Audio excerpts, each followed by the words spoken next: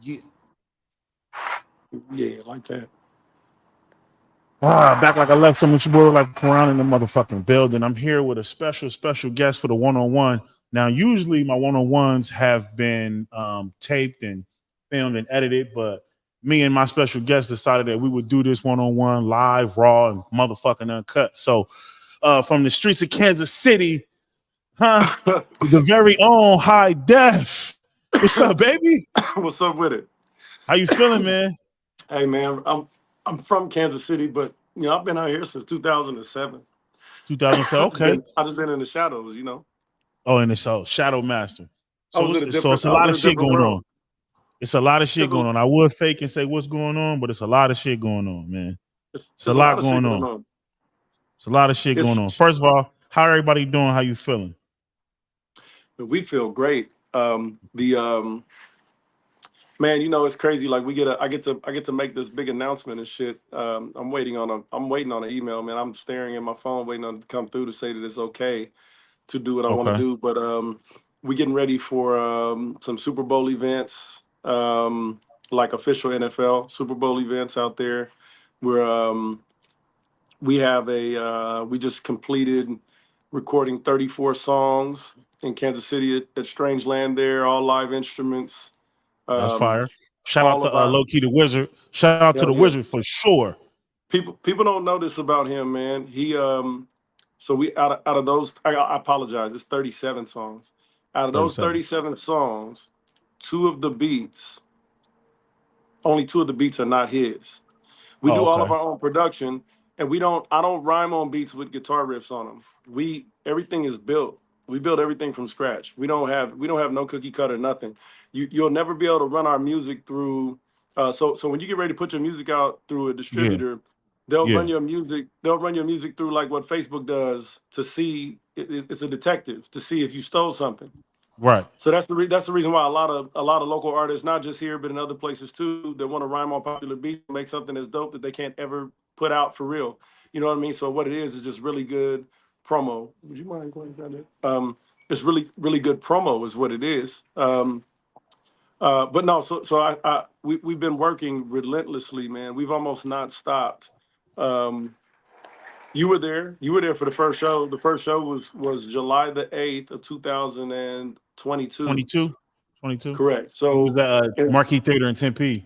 correct. So in Yeah. July of 2024, it will be 2 years time that we really been working at it. So, it's been relentless, man. I mean, I think last year I took 80 something flights and that's just on my carrier. That's not the other flights that I took. Right. Um, but almost everything is to go gain information. You're at a part.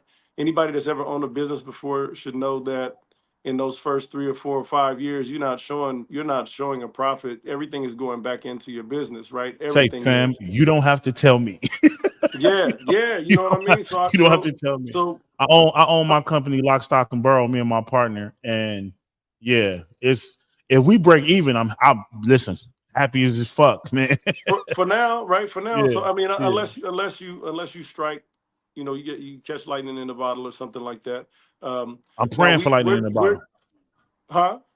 I'm praying for lightning in the bottle. Yeah. I'm Hey, praying. look. Well, so fortunately, I'm gonna try to get this light right out from behind my head real quick, man. See if I can't help with Hey, that. grab that for me, Danny. So when I tell you that it's constant work, I don't have no staff. I got a team. Mercedes manages us, which is obviously helpful. You know what I mean? She's always on top of her shit. Um, but this has been, there's been because of the fact that I haven't sat down on any local shows. You know what I mean? We've done a couple of national podcasts already, but we haven't sat down on any local shows for real. And it's kind of wild because I picked a local show and I paid to appear on that local show The with a Hatrix.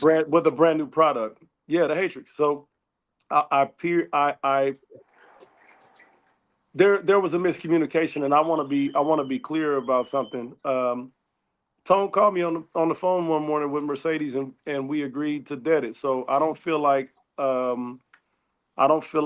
Tone is walking around here owing me some. I had the experience that I had, and I'm gonna call it, and it is what it is at this point, man. I'm a year and a half into my business, um, but it's still, it still rings true that we don't really get covered.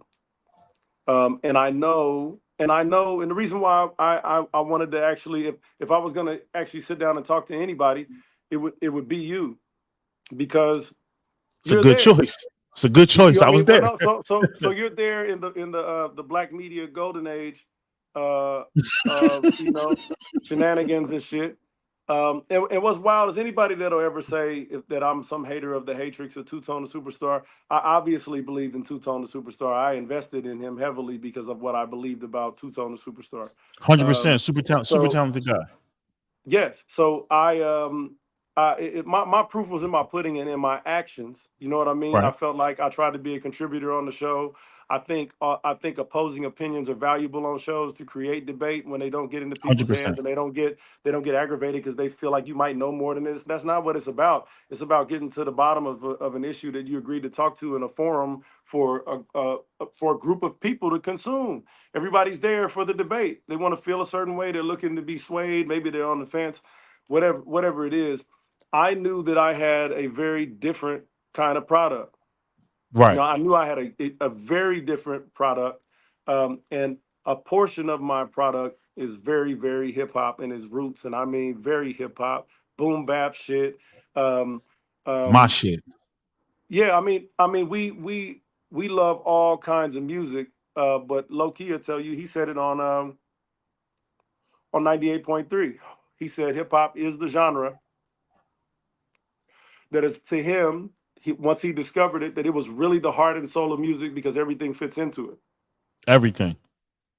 And he just Everything. so that's the reason why this dude is cranking out what he cranks out. Like he has records that are coming out with dudes that have platinum albums or platinum records and albums already. And Yeah. nobody here even knows who he is. You know what I mean? Nobody asking no questions. They're not looking for Low Key the Wizard Beats because I don't know why. But whatever. I don't know Probably why because either. I know probably he's because of high crazy on def. that guitar. It's probably because of high def.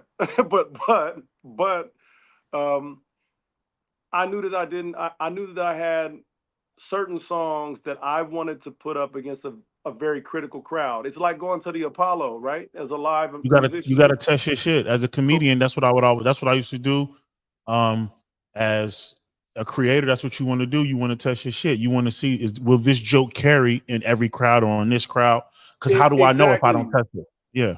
Exactly. It's having the freedom on stage to be so prepared that you see that the crowd got a certain vibe, so you go to this song right now and you're ready to do it like right now.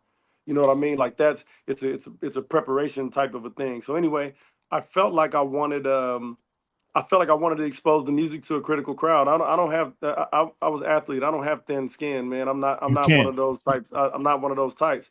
Um, Right. but what I do have short patience for is for willful ignorance to something. You know what? When it's in front of your face or somebody, you know what I mean? Or at least if we have an agreement for me to present this to you, you can't use Yeah. willful ignorance with me. So, but nonetheless, um, in order to put things into context, I needed to sit in front of the dude that I thought was going to be the best interviewer for that. You know what I mean? I had I appreciate that. specific I had specific points that I wanted to cover, and then I wanted him to let loose and do what he does. You know what I mean? And let's go. You know what I mean? I'm ready for anything. I'll answer any question. I don't mind. Anything that I say is going to be rooted in love. I ain't no hate in me. So Yeah. if it's just my opinion, it's just my opinion. So everybody's supposed to be allowed to have one, right? You're supposed to be allowed to call somebody's music trash because you have your show. Well, if you're Right. giving me a platform to speak, then allow me to say anything and everything that I want to fucking say. Don't mute me and hang up 100%. on me when I start saying something that you don't want to hear. You know what I mean? That's literally like almost the cardinal sin of media is to shut somebody up when they're talking. Motherfucker, they about to say something. You know, Yeah. so anyway, after a few missed meetings, or arrangements. Tone was going through some transition, and I felt like I was super patient with that. But I didn't feel like it was fair that when I was asked for my opinion about his co-host, literally brought onto the show. I didn't force my way onto the show. Right. You know what I mean? That the minute that I made good points, we got loud and I got hung up on. I've never, the last 2 times I appeared on the Hatrix, I got hung up on in the middle of making my point. I only know one reason why somebody ever wants somebody to shut up, and it's because they don't want an audience to hear what's getting ready to be said next. That was the only reason why we did that. Now, if we really go back to it, I'll be honest, man. My feelings was hurt for a long time. It was in reality. I apologized to because I really thought. Hold on a second, man. Like, I wouldn't want nobody to talk to no woman that I care about like that either. You know what I mean? There's gonna be certain niggas Okay. that's close to you that we ain't about that. I said it's women in our lives that we can turn the corner and they could be pointing the gun at a fucking priest and we want to know what he did. We ain't Right. about to stop her. We just need to know Right. what he did. There's certain people like that. I expect people. I wholeheartedly believe that I has been a great cheerleader for local artists. You know what I mean? She's passionate about local artists. I think that is a redeeming quality when it's channeled correctly. Somehow or another, negativity keeps finding her. It don't have to just be me. You know what I mean? It keeps finding her, and I don't even know if she understands what peaceful world could be like without out all of that shit, because she does have a way of putting together an opinion about music, and it's okay if your opinion is unpopular. That makes for good fucking TV sometimes. You know what I mean? To find out why something's appealing to somebody else or why they think it's better. Um, but if I'm ever gonna have my qualifications called into question as an MC, you damn sure I'm about to call your shit into question as well. Because why does tell me why your opinion is gonna carry some weight? So at the beginning of when I was building the Kings, we was doing almost everything through the Hatrix, right? So Yes. because of that, I screen recorded lots of shows. It's no cap and nothing that I fucking say that I can't take and produce. DJ,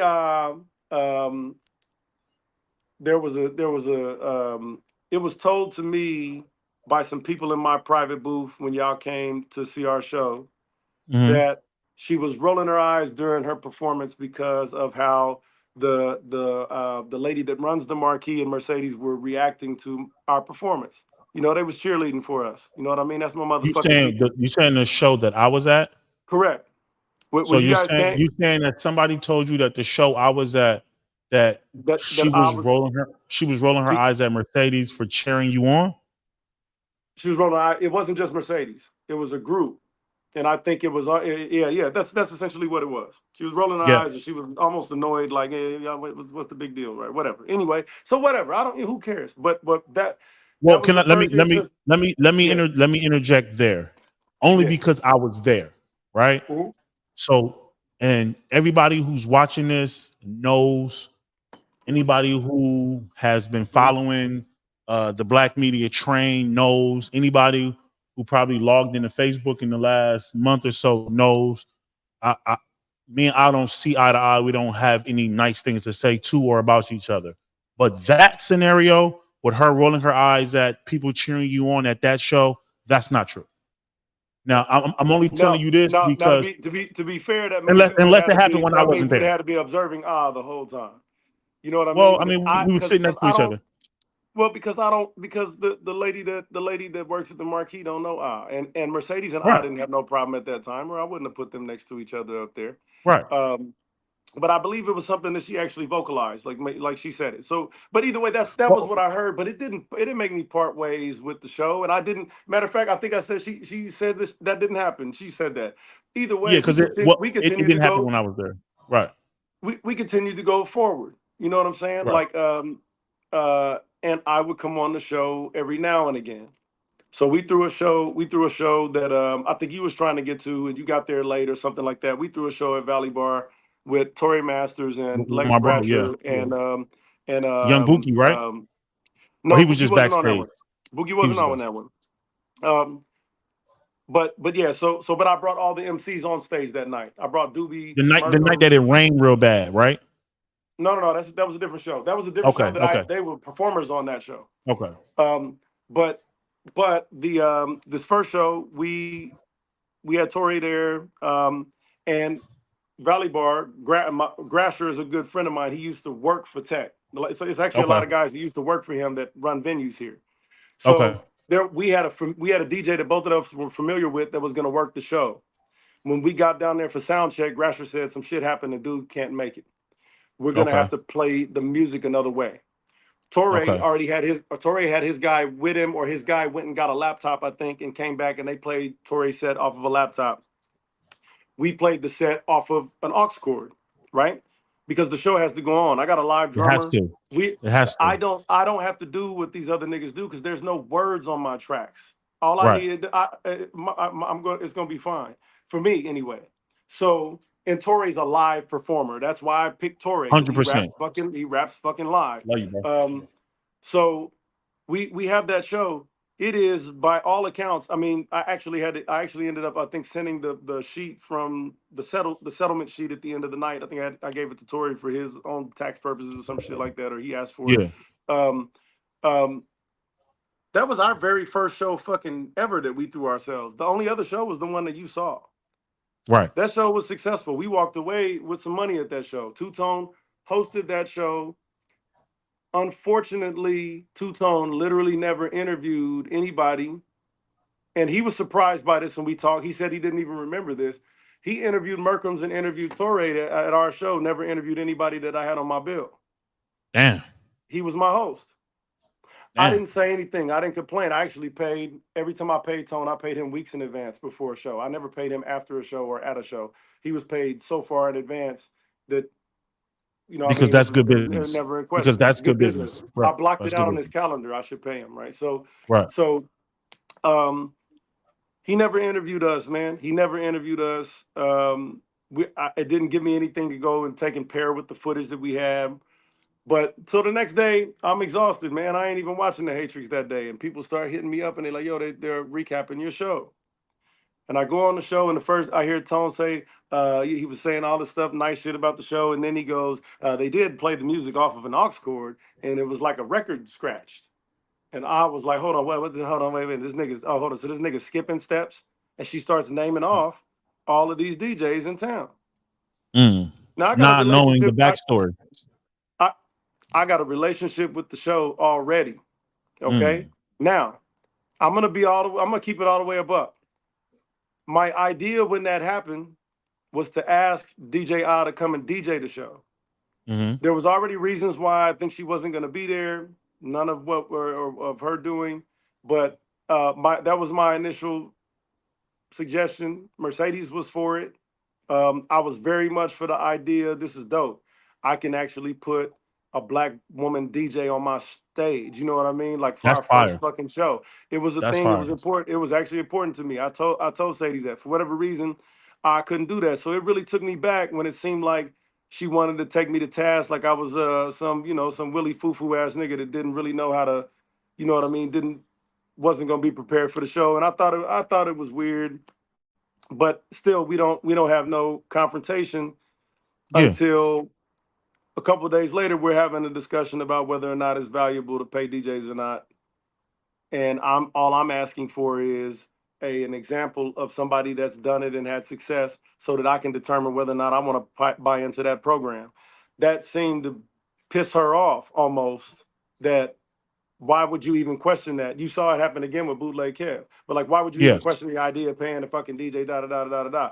And I'm like, because I'm interested in the return on my money. I'm a fucking businessman. I just want to know, am I just trying to help the DJ out? Because if that's the case, I'll meet the nigga and lend him the money. He could pay the music if he wants to, whatever. Yeah. But so we have that, and then she says the wrong niggas got the money. She says you took that offensive. You took that offensive, right? Well, of course I did, man, because the wrong nigga was giving money to the show she was currently sitting there talking on. So the wrong here let me interject here, because this happens a lot. The Hatrix is 100% Michael Johnson's show. Yeah, I know nobody saw no money. Yeah. But what I'm saying is that at least at that time, I didn't have a platform of her own. She was building, and people were getting to know her through the Hatrix and her opinions and her appearances on the Hatrix. That's what she was there to do, was to create conjecture between her and Tone at some point in the show before he started bringing all of y'all on, right? So the way that I felt about that was, okay, so you're saying the wrong niggas got the money because I'm not spending it the way that you think that I should spend it, but you also won't tell me why that's valuable at all. And I asked, I was like, is it John Blaze? Who is it that if you really went to somebody and said, I got 20 grand, I want to break a record nationwide. All I want is the example of it happening so that I can decide whether to actually go get $20,000 out of my bank account. Tony You know Neal, what I'm saying? probably. What's that? I said, I'm guessing her answer would have been Tony Neal. No. She did. What it was is that instead of us continuing on with the debate, A productive it was conversation, more she about got her mad. being offended by the fact that Yeah. I disagreed. When in reality, I'm saying, here I am, sell me the idea. Of Maybe I'll paying the give the DJ. money. Maybe I'll give the money to you. Yeah. You know what I'm saying? Yeah. Like she didn't understand that I at that time I did like her. When she be making her jokes, everyone she make a joke, this nigga's in love with me or some shit like that. I remember telling Mercedes when I came, I was like, yo, man, a vocal like personality, a black woman vocal personality strong in this market is 1000% necessary for underground music. They have to have it. Yeah. To me, I feel like if not, for one, you really need somebody to help lend exposure to female artists, and for two, Coincidentally, she doesn't like female rappers. if she becomes as popular as she can be, she'll be spinning all over town, and maybe she really can control 100%. how many ears get to your shit, Her right? her impact on Arizona hip hop is, and I've said this to her, it's even bigger than she realizes.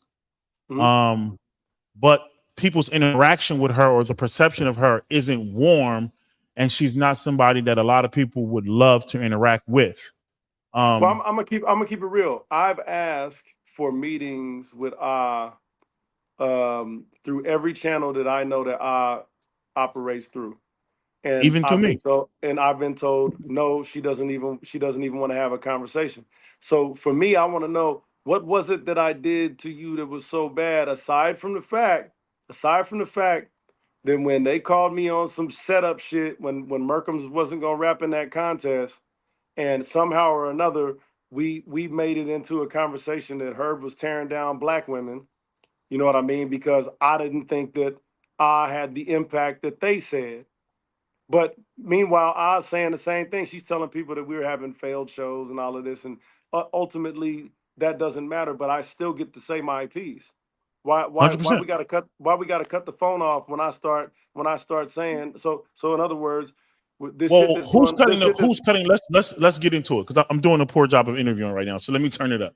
Yeah. Who's cutting the phone off? Tone's cutting the phone off. Tone hung up on me. Tone hung up on me, I think, either 2 or 3 times.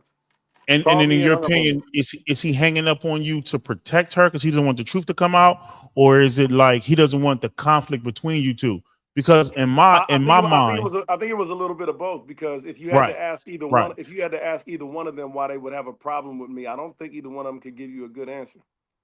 Well, I It'd be don't, hard and to. listen, I don't want to speak for them because we don't talk anymore and we're not friends now. But I know when we were a unit, I don't think Tone ever had a problem with you personally. I never heard him say that. I think I just didn't like your music, which she's entitled to.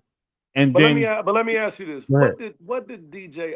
That was my question. If Tone Yeah, ever played our music on the yeah, show, the only thing he ever played on the show was contest verses that I did, which is obviously always gonna be rappy rap shit. I yeah. used 2 of those to do nothing but salute Phoenix Legends. That's a fact. On Buki shit, instead of 12 bars, I wrote 24, and all I did was rap about nothing but current rappers and Phoenix Legends, including J. Rob the Chief. On the The first GOAT. one was Merkham's challenge, and I named off everybody that was doing something, including DJI, and I said, salute the Hatrix, salute the people that are giving us a place to say this shit. That was my first 2 rhymes that they ever played, and of course, it was on some choppy chop rap style shit, because that's My a style favorite. that is a style that I possess. The Hmm. problem is that the idea was that we had a project coming out, an EP that Tone needed to interview me for so that I could explain all of the different styles on the album, that we didn't expect this, but even if you're not the consumer of this type of music, how does this ring to you though? I need to know that. That helps me understand how to spend ads and markets and who I'm targeting and whose fan bases I'm going after. And this is That's a conversation you and Tone had, so he knew what your plan was. Listen, I have all of the text messages. I got every single fucking text message we ever had. And this again, like I said, me and Tone squashed that, but I have to give context because No, otherwise yeah, yeah, it'll yeah. look like you the angry light skinned nigga that just decided to pick on DJI. Well, No, that's that's my not role. That's my role. I'm the no, angry that's light skinned nigga who just decided to yeah. pick on DJI. So, So which is a but weird thing to say. but either way, so I'm looking I keep waiting, you know what I mean? I keep waiting to get an opportunity to go on an interview for this, and then we get stood up a few times for that, right? And I'm bothered behind the scenes, but I'm just feeling like, hey man, Tone's a human being and he got shit going on. You know, we're already moving so many other places that, okay, this can wait, this can wait, this can wait, this can wait. I was renting out a studio. We were either gonna do way too active, and we were gonna do a Shout out Johnny to AZ Way Carson. Too Active, Ben Fly, Yes. my nigga Preem, and my Mhm. nigga DJ Goth for sure, for sure. Yes, all of them over there, all of them, man. If we ever do anything with an outside entity in Arizona, it'll be with AZ Way Too Active. Period. But so I told Tone, I'm like, no, this is what I want to do, man. I want to do it like a Tonight Show type of a deal. Put you behind a desk. You know what I'm saying, I'm gonna have some fucking backup singers over there, and when we finish the interview, we're gonna do a live in studio, and I'm gonna get my people in Kansas City to blow this motherfucker up and get it out to the 1.8 million, whoever many fan base it is, right?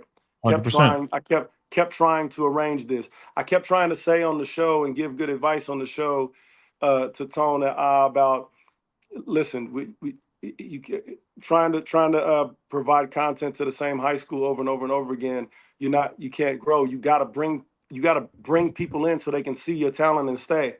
You know what I'm saying? If Okay. you keep entertaining the same group, so why not have a night where you bring on an artist from a different kind, a backpacker tonight, and the next one's a choppy style rapper, the next one's a singer, the next one, and bring their fan bases, invite them over, do something like I kept trying to give artists good advice. Everything that I said, you were there during that part of the Hatrix. Yeah. Everything that I said when the first question they ever got asked me on the Hatrix was, what advice would you give an independent artist who's trying to build a fan base? My answer was, go to New Mexico, go to Colorado. If you can go to Washington State, go to Washington State and Seattle. develop I love Seattle. Seattle. So Seattle has one of the best supportive music fan bases in the whole fucking country. Denver is Mm. probably second, and then if you go down to Albuquerque, Gallup, and Farmington, you can go down there and pick up a bag. So what I said was, is develop yourself a fan base in those places so you can go there and tour. All I did was everything that I said on the Hatrix. Our measurables, you can't really see them by looking at social media. You can't really see them even by necessarily looking at a Spotify number, because I can see it in the way that they purchase my merchandise. People that Mm. will buy a $35 t-shirt, a $70 hoodie from me, a pair of my shoes signed for $400. If for people that will do that have no problem streaming my music or buying a physical copy of it or going to a platform where I put it up for sale, I'll never have that type of a problem.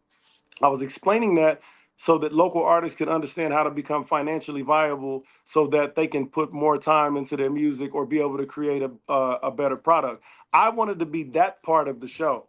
I wanted Yeah. to be, hey, on Thursday nights, High Def's gonna come on here with some fucking tips and tricks for independent artists on how to support How your to get craft. paid. How to How get many times paid.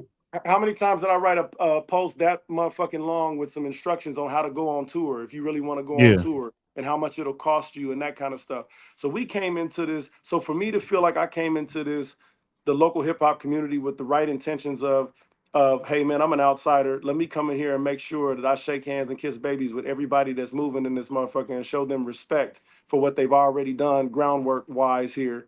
You know what I mean? But Yeah. that has been met with a warm reception, with the exception of the situation with Ah.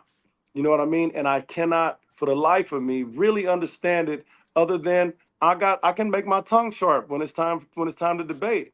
You know what I mean? I can ask the question when Tone went on Yogi's show yesterday, and in the midst of all of this diss track that came out yesterday and shit.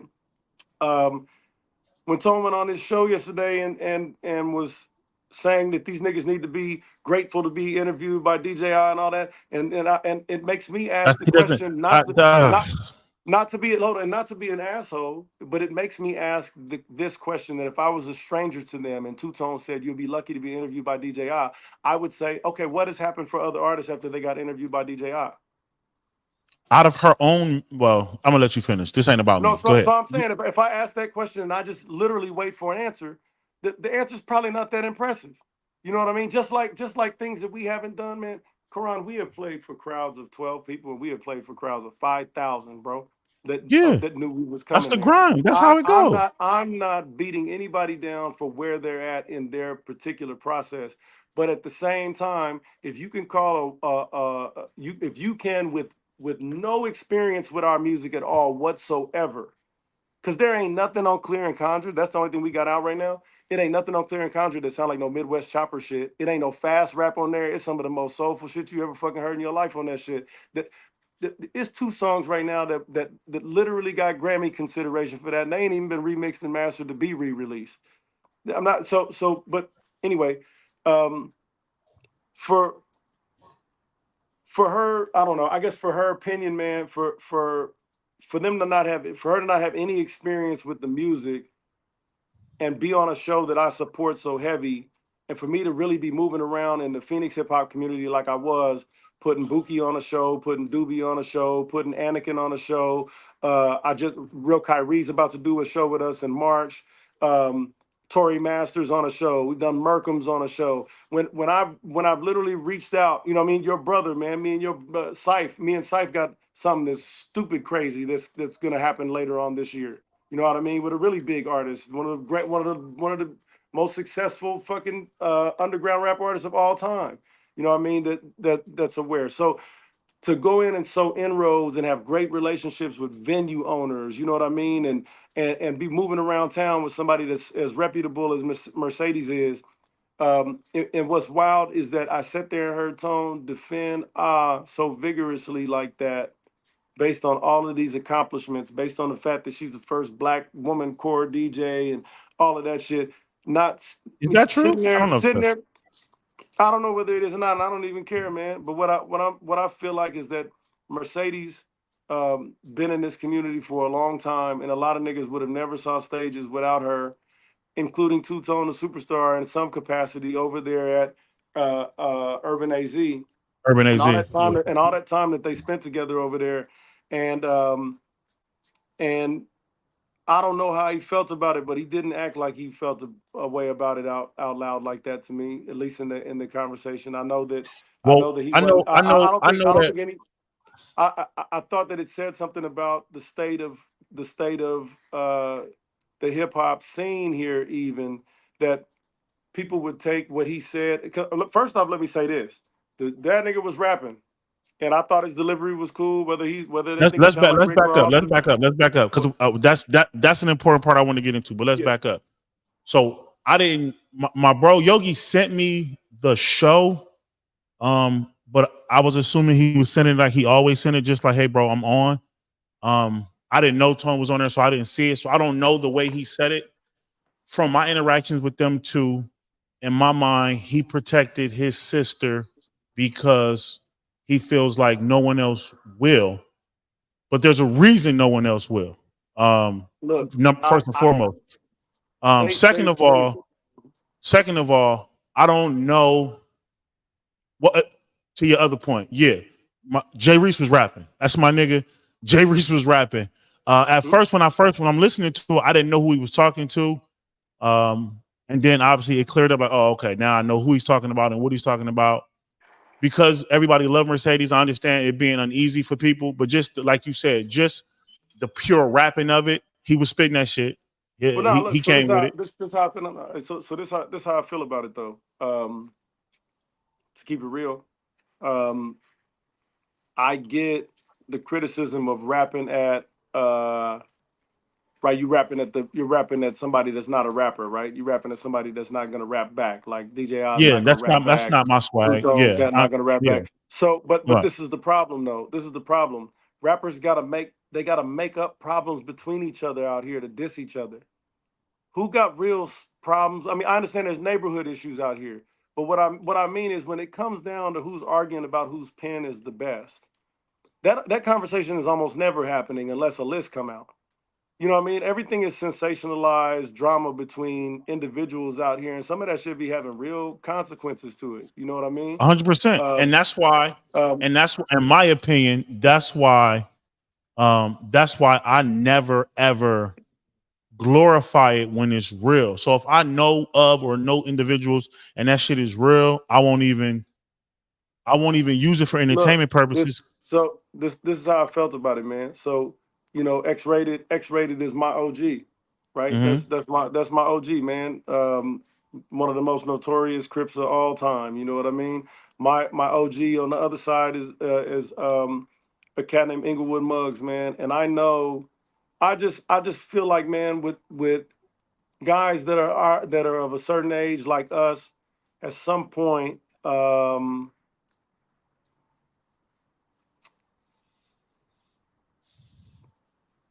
like why are we rapping at her? You know what I mean? Like I didn't it just felt like it was super duper forced to me. I didn't even know it was about her. Somebody had to call me. I put some Yeah, fire emojis on it. I me liked it. too. Somebody Me called me too. and was like, "Yo, hey, do you know that he's talking about Mercedes right there?" I'm Yeah, like, "Nah, once I got man. Why would halfway, somebody do that?" once I got halfway through it and I realized who he was talking to, I was like, oh, I had to, like, you feel me? I backed off. But so that's the personal side of it, right? Hmm? So if you're looking at it as us, people who have relationships, people who love Mercedes, then that's Hmm? how you feel. But if you Hmm? look at it through his lens, he feels like he was made the scapegoat in the situation. I wasn't there, you wasn't there. What I mean is, what was the response going to be, and how was anybody truly affected that it make it to wax and a rap? Well, first and foremost, because I know him personally, he's not gonna like put his Yeah, hands on her or nothing like that. I don't have a negative thought about. I literally heard it, and I thought I didn't know anything had happened. I've been out of town, so no, I didn't even know that Right. there No, was an exchange in the story. I've known him since I was in the 7th grade. So this is Mhm. not a stranger to me. So I Yeah. know his character, right? So Mhm. he's not gonna like put his hands on her or no shit like that. He's not gonna do that. No, It's not a I wouldn't situation. think that. Yeah, it's not a situation to where like it even needs to be like on some real shit. He felt like he got scapegoated in something that he was told. He said he was told. He felt Mhm. like it got turned around to make him the scapegoat, and he was crazy. And not Sadie's, but somebody else was calling him a crackhead and all this shit, and he was making it up. And he was like, nah, it wasn't like that. So he felt back to the wall. He used his creativity. Mhm.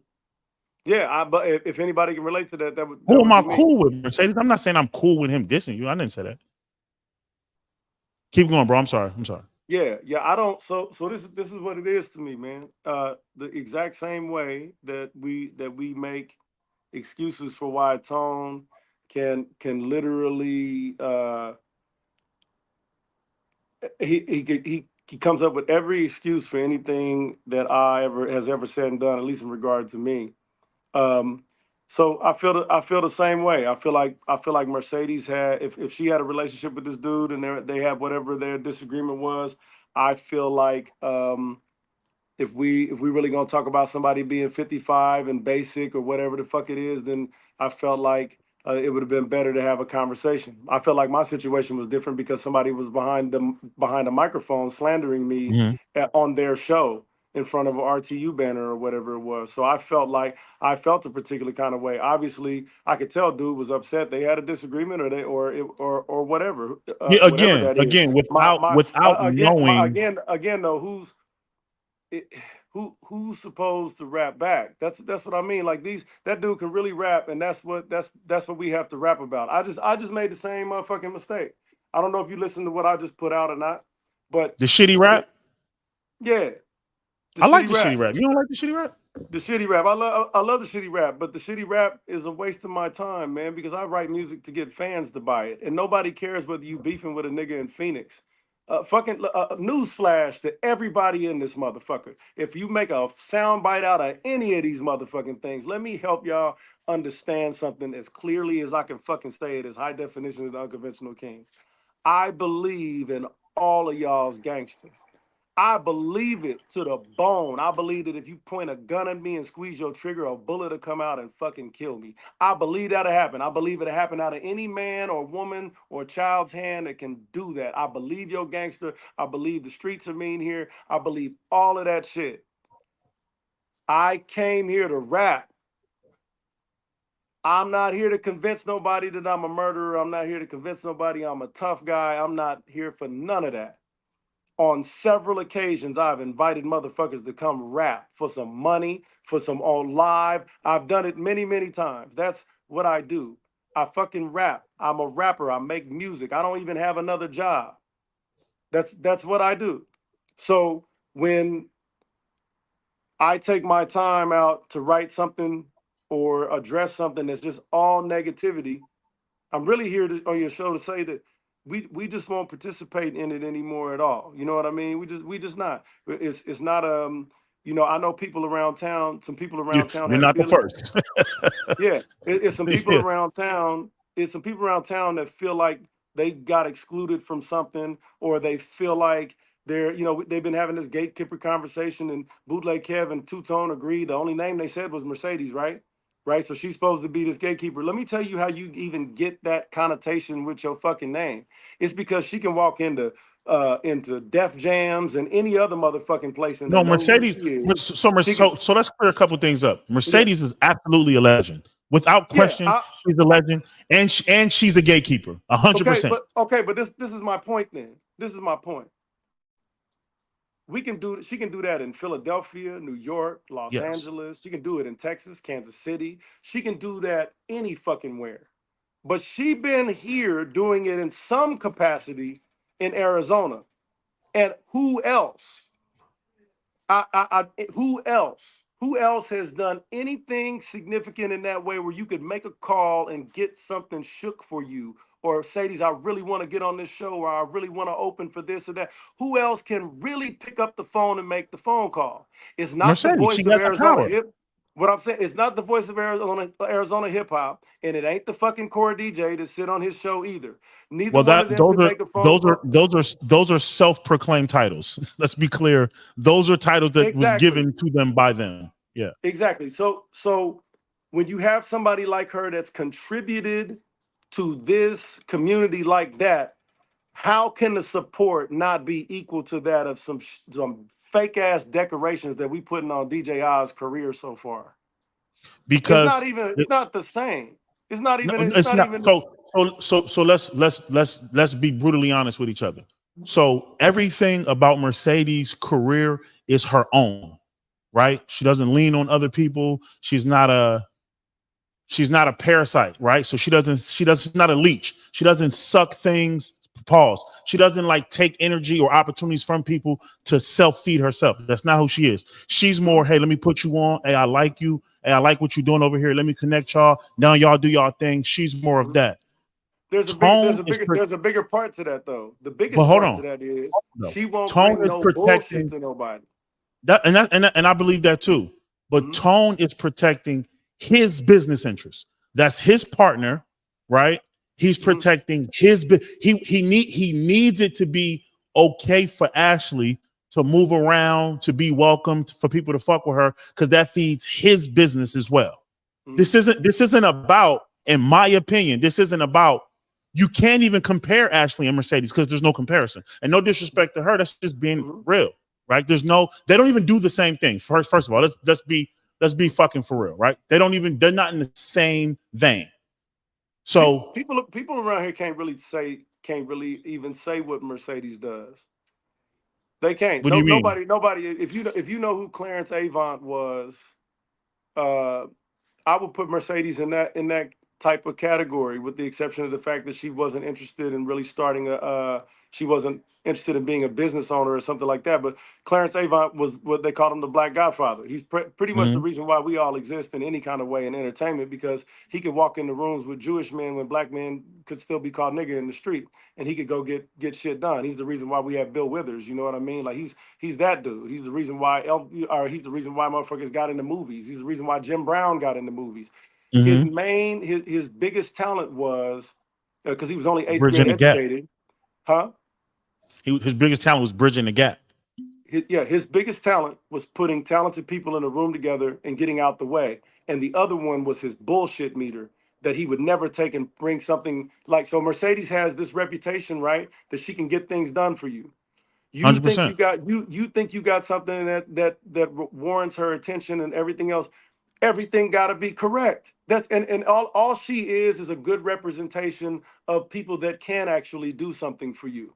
Your 100%. your shit do got to be in line. You can't come around here with a bunch of fucking weirdos, and now you can't come up here with 9,000 fucking people and no, and they hear no from her, and that starts sounding like she somehow or another dislikes or has some. Mercedes, I can tell you this right now. Mercedes done walked over to me at fucking shows, and she invited me to be like, hey, nigga, why the fuck are you standing over here? Go. That's how she talks to me. You Mhm. feel me? Like that's just how she is. But she's known for, if anything, known for taking local artists and putting them on that fucking celebrity theater stage.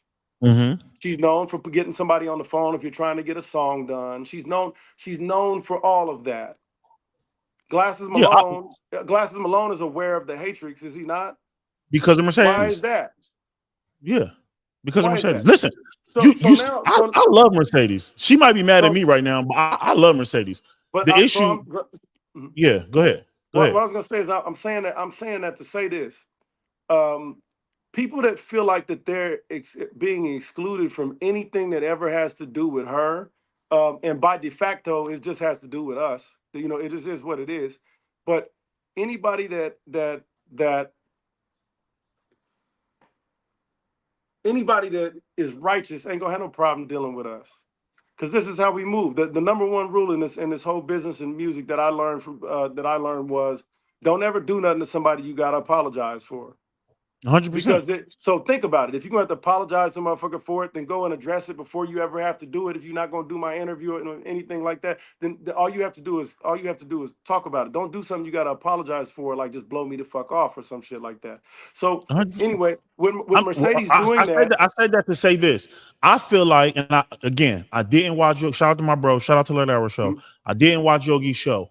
mhm, I've from my time being around them, Tone he'll shield her because he feels like he has to, because he feels like, well, the real he feels like he has to. I won't get into that other shit. And he might and like she's a legend, she's untouchable. So it's like, why I'm not even gonna get into that. But let me put my arm around the lamb so nobody. what? So I guess maybe this is what I would ask you. You were there, like I said, you were there during that time that was going on. Mhm. Um, how many records from our project do you remember being played? On the Hatrix. Yes. I remember you rapping. I do remember you rapping. I don't know if he played a bunch of records. I do remember. I do remember you rapping. I remember him being hesitant because he did like you. You were a supporter. Y'all was cool, and he didn't. This is what I really think, and this is from the outside looking in. Well, from the inside looking in, for real, for real. He didn't want to play your music on the Hatrix, and they go crazy in there, and then you stop fucking with him. Now, from my dealings with him, from watching your dealings with him, he has this thing where he talks loud and he says things, but he's really not a conflict type of nigga. He's really not that type of guy. So instead of just having a hard conversation, like I would have a hard conversation with you, like, hey, bro, Herb, listen, my nigga, I'm gonna play this shit. If they go crazy, they go crazy. Like, you have to understand. And you could be like, nah. What he didn't know is that you were looking for that. You were No, actually no. What he looking what for he a real didn't know, reaction. what he didn't know is that he didn't play the records because the records themselves already perform well in other markets. I'm getting to Mm, Phoenix last because I picked the last. wrong show. Mm, Our records, when I tell you that we're not gonna have no problem with no records, dog. When I tell you that we're not about to have no types of problems with how many streams we have or what we move, none of that is gonna be an issue. I can't. It'll be posted, I'm sure, later tonight or tomorrow. But that's not an issue. We haven't had that issue already. The reality is that they didn't go listen to any of the records to know. They don't know, bro. They never reviewed no records. They can't. If you can't tell me a record on the album, or the fact that if I paid for commercial time, right? So I did two different things. I gave Tone money that I was just giving him, and then he asked me about doing the mic sponsorship. So Okay. when I did the mic sponsorship, and it was supposed to come with, like he did with Young Buki, it was supposed to come with the ad at the beginning of the show, sometime in the middle of the show, and then at the end of the show, right? Unconventional Kings is sponsoring, da da da da. This is what they got going on. This is the show they got coming up, or this is the single they got out. Do you ever remember even one? Because I watched them all. I was trying to watch my money. I don't remember not one. Yeah, that's bad business. If it happened like that, that's He bad did business. show recap. This is my product. So he did show recaps, right? He did show recaps because I paid him to be on the shows. But my product that I need to sell, that I released while we have an agreement, you didn't place it in front of the marketplace to get the response. I already know what the response is, bro. Them motherfucking records go. They go everywhere we take them to. Some of the best, some motherfuckers that motherfuckers are the biggest fans of here listen to our records every day. And I'm not talking about in the Tech Nine world. Yeah. You know what I'm saying? We opened for B.O.B. last year. We were everywhere last year, bro. Bobby Ray? We did B.O.B. B.O.B. from Atlanta, Bobby Ray? Yes. That's my man. That's one of the most talented niggas in the world, man. That's my nigga, man. We opened for B.O.B. last year. We opened for Ace Hood last year. They just hit us up about Cypress Hill, just us and them. We don't do baby sets. Yeah. We do 25, 35, 45 minutes. We can do an hour, all live vocals. We did that all over the country to the point where we are booked, my guy. We already got almost 60 shows booked across the country already this year. These ain't about to be no small crowds. They come in to see us. That's fair. They come in to see us. That didn't get covered, bro. I didn't even get to my people, man. I didn't get to my people at all because that's bad business. That's bad business. Yeah. We got. If he did it like that, 100 now, and obviously because y'all had business dealings that I wasn't in them phone calls in them rooms. But if he did it like that, no way around it. That's bad business. No way around it. So that doesn't happen. But remember, when I come to the Hatrix and I start donating to the Hatrix, all the shows were about the bad business that was happening in Phoenix. I didn't know shit. I didn't know none of the characters. I found the first show I ever watched was about high class and some crazy shit that was going on. And the next show I think was about like an all-female show, and they didn't have no security, and some shit went crazy, and then somebody didn't get paid. Hey, shout out to the Phoenix underground scene is so wild. Niggas be man, shout out to all the ladies man. Then somebody got shot. Then somebody got shot and killed, and it was like the break room. I remembered what was important to me about rapping on this, about doing this shit, and it was about the fact that I am a 45-year-old dude. I did come from a place where 18 of my classmates, from the time we was freshmen to when we was senior, died by gunfire.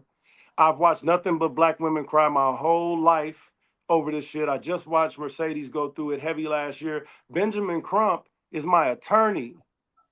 He goes and does nothing but stand next to caskets for crying black women all the time. What I look like making music that does that. Now, that's not me saying that music doesn't have a place. I don't think any music should be censored, and I'm not saying that anybody's music should be put away or whatever. All I'm saying is that offering a well-balanced meal might not be a horrible thing if you actually care about the culture. Because what people will say is that they're scared that I'm gonna lose the audience if I play too much of this conscious shit. No, motherfucker, you are the trendsetter. That's what you said. You the voice of Arizona hip hop. It's kids getting shot up and shit out here. Why wouldn't you have some time for that music, whether you rock with it or not? Right.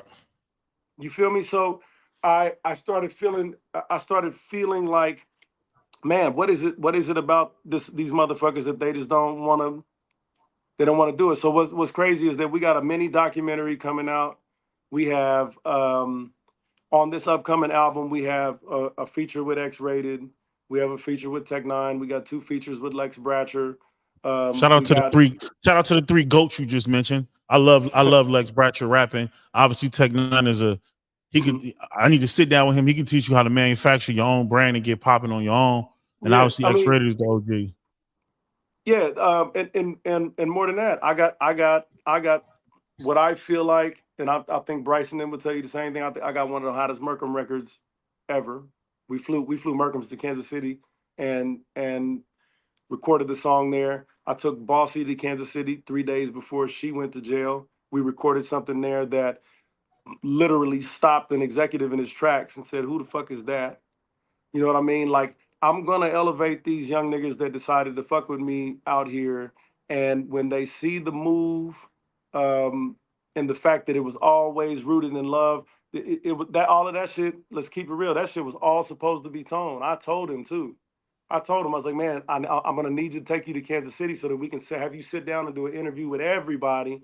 And that platform is gonna. And I know you. Okay, I don't want those fans, man. I'm sorry, bro. You better want all the fans.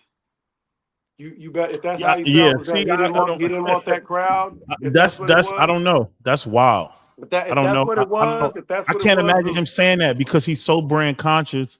He's all around the world with his boxing stuff. I can't imagine him saying he didn't want them fans. That's crazy. But so I'm saying. I'm on. not saying he said that out of his mouth. What I'm saying is their response to the Tech Nine fan base on the show would tell me that Oh, okay. wasn't that interesting to him.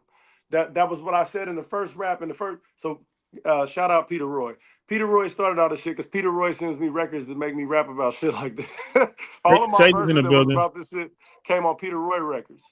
But all I said in my first record where I ever mentioned I said it's a DJ in Phoenix that don't like the way that I spit. She say I'm preachy and I sound just like that Tech Nine shit. And that's dope. She can hear a legend in my rhymes. You know what I mean? That's all I said. That ain't even a diss. That's all she said that. That was what she said out of her mouth. That wasn't a diss. No, it's not that. It's not that it's a diss. It's I don't want to. I don't want to be devil's advocate for. Yeah. Like I don't. Mercedes in here. Let's let Mercedes get her shit off, and then we can get back to. Ready? What's up? I said Mercedes is in here. Oh, she is. Okay. Am I on here? Sadie's in the motherfucking building. How you doing, Queen? First of all, you know I hate being called a queen, but it is what That's why I said it. That's why I said it. All right. I'm not on this camera because I'm sitting here with my dog, but I'm so tired of what's been happening for the past couple of days. And Herb and I have both talked about this. And this is the last thing I'm going to say about it. First of all, I don't have no problem with Jonathan. Don't have a problem with him at all. Even after this diss. Whatever the diss. And for the record, we're at this point, fuck what anybody has called any of us and told us that it was about me. He didn't say my name. So so all of this is speculation in the first place. You know what I'm saying? Unless he calls me and tells me, yes, Mercedes, I was talking about you, this is all speculation. But the fact that anybody even thinks that he's talking about me, let me just say this. Jonathan and I never had an issue. A situation occurred that you, Ashley, somebody else was on a podcast, and supposedly he was on in the comments of this podcast going off on Ashley and defending me. This is what I was told. So when I got the call, instead of asking multiple people, well, why did he have to defend me? What did Ashley say? I said, let me just speak to him. So give him my phone number or give me his so that I can call him directly. I spoke to him directly. He told me what happened. He asked me a question. I said, this is what was told to me. And the only reason why I'm repeating it right now is for the sake of this conversation. But Ashley and I have spoken. Tonavai has spoken, and I'm past it. But I'm gonna repeat it right now just for the sake of this. I said to him, someone told me that Ashley asked Saif for an interview after the battle, And he said no. And her response was, are you telling me no because you fuck with Mercedes and Mercedes don't fuck with me? That was what was told to me. Okay. Nothing else. Nothing like she was like, fuck her, this, that, and the other. That's literally it. So from that statement, I attempted to contact Ashley. And that's Mhm. when I found out I was blocked from being able to Blocked. call her. Mhm. I'm now learning that let me not even say that because then it's gonna really turn some shit. But she was No. also told that, oh, by the way, Mercedes says she heard that you said something about her and this, that, and the other, and that you accused her of fucking side. So that was the reason why she blocked me. So when she and I were able to have our conversation, we were able to line up everything so it was like a perfect storm of bullshit. You know what I'm saying? So had that Wait. conversation with Am him. am I involved in the bullshit? No, Oh. I'm listen. This is where we're at. So me and Jonathan had that conversation, and I told him because he was trying to figure out like why she didn't like me or whatever was the situation with Scythe, and I told him that that's what happened. Now, mind you, the day that I spoke to him was the anniversary of Trap's death. Okay. So I'm already feeling some type of way about that because I'm thinking in my head he was wilding out because he's feeling some type of way about Trap.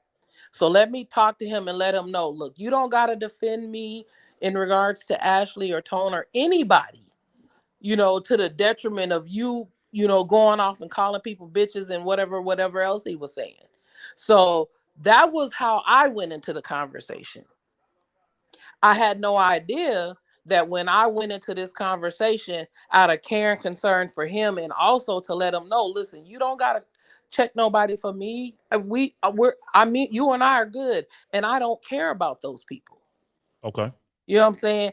To know that a couple of hours later, he went on a podcast and said some things that he said and put the 2 on the 10 and and you sucking dick and whatever else he was saying. Like, I don't even talk like that. You know what I'm saying? That and so when I heard about that the next day, because I didn't hear him when he was talking about it, or else I would have called in just like I'm calling you guys right now, or else I would have called in and said to him, hey, hey, hey, first of all, you and I were having a private conversation.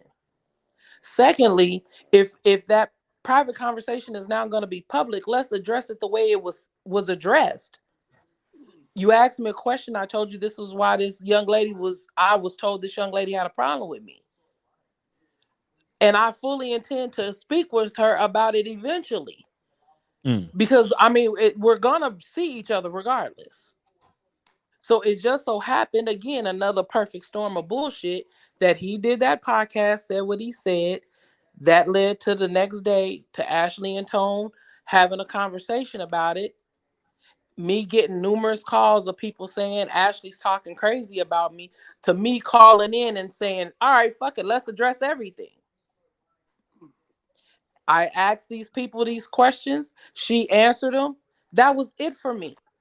I apologized to her for even asking anybody else other than her. But when she and I spoke, we realized we wouldn't have been able to talk to each other. Once I realized she blocked me from being able to call her, I blocked her on everything. So she wouldn't have had no way to contact me. I wouldn't have had any way of contacting her because I wasn't talking to Tone. So there was no way that I would have been able to have that conversation with her outside of the fact of him doing that podcast, leading to the next day with them discussing it and me calling in.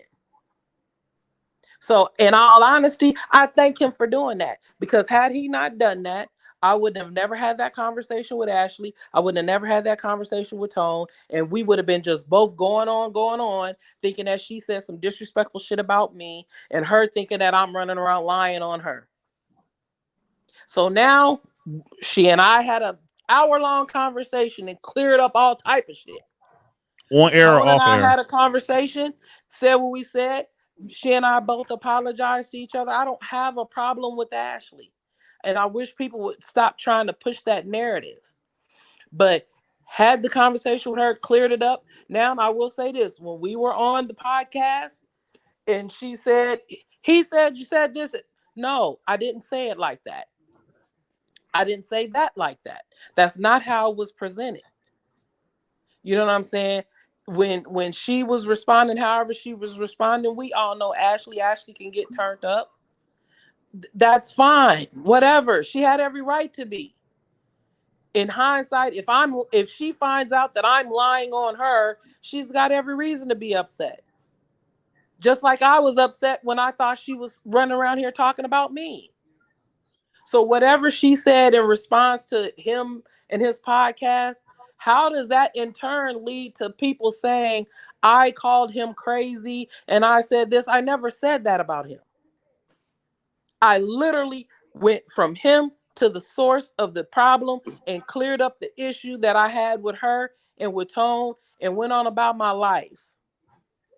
Now I'm being told that I called him crazy, and I never once said that man was crazy. What I did say is that he put the 2 on the 10 when he was on there hollering and screaming, talking about you sucking dick. I don't do that, because that's not how it was brought to you. But I also know Jay Monster. I know he can get turned up. So when you got 2 people that are fiery like them two, and he's on his podcast saying what he's saying, I'm speaking and trying to be as respectful as I can to people, because I really don't like getting upset with folks, because I need people to really, really understand that.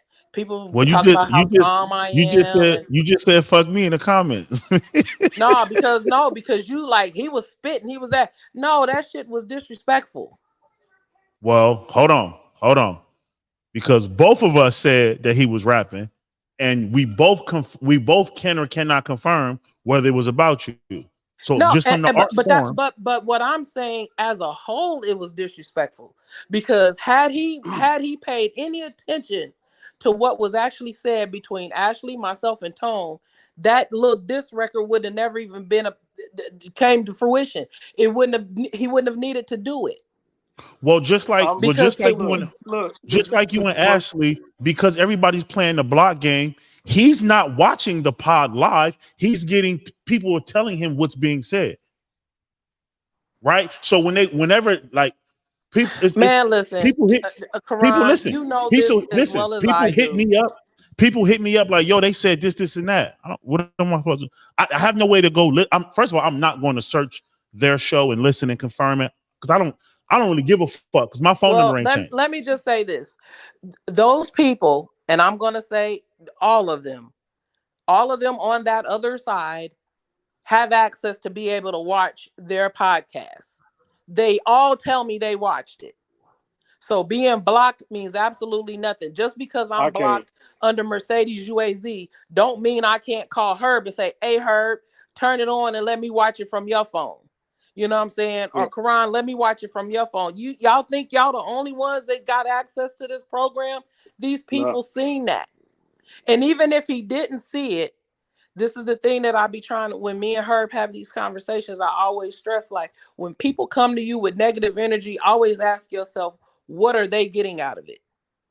So when anybody, whoever it was, came to him and was like, oh man, Ashley and Mercedes was on there calling you crazy and whatever else the fuck they said, as a real nigga, which he claims he is, I would have said, nigga, what this got to do with you? He got my number. He was not blocked at that time. I blocked him yesterday. Okay. So up until all of this happened till yesterday, he could have called me and asked me what was said. I would have told him. So this is what I'm saying. So I just don't like that the narrative is being put out that we went on this podcast and trashed him and talked shit about him. That wasn't the purpose. The purpose was I asked 2 questions. Ashley answered them. Because they were directed at her because of the things that was said from her supposedly about me. Well, once she cleared them up, I guess what I was going, what I was getting at. No, but let me just finish this, Herb, and then I'm gonna be done. Once she and I had that conversation, I was done with it. Yes, I heard what she said about, I always call him Jonathan. Yes, I heard what she said about Jay Reese, but that's her and him because they do that with each other. I don't talk like that to him. I don't talk like that to her. So whatever they do with each other, that's them. But for this to somehow to be turned around into Mercedes said and Mercedes this, and let me just be clear. I'm not 55 in basic. I'm 52 in basic. Shut up, So man. What? What? and the basic is I live my life, I go and do my job, and I come home to my puppy. Every now and again, I do some irregular shit. I'm just a regular chick who sit at home with her fucking puppy. I don't bother nobody. So all of this I'm like, that's what I'm saying. I'm not even upset when I get a text message from somebody saying, "Oh, what he said about Roger was disgusting." He ain't said shit about Roger. Roger is A, gone. So Roger can't hear none of this shit. And B, auto-tune and talkbox, two different things. So if you're going to compare the two, you might want to know what you're comparing. So how can I be mad at that? What he said about Tone and Ashley, to me, that was worse than anything. But people want to try to rile me up for what? I'm not going to say anything negative against that young man. I got a lot of love for Jay Reese. That man has called me and talked to me about his situation with Trap and other things. I'm not going to go all into that. I got a lot of love for that man. So for it to turn into this, that's my only problem.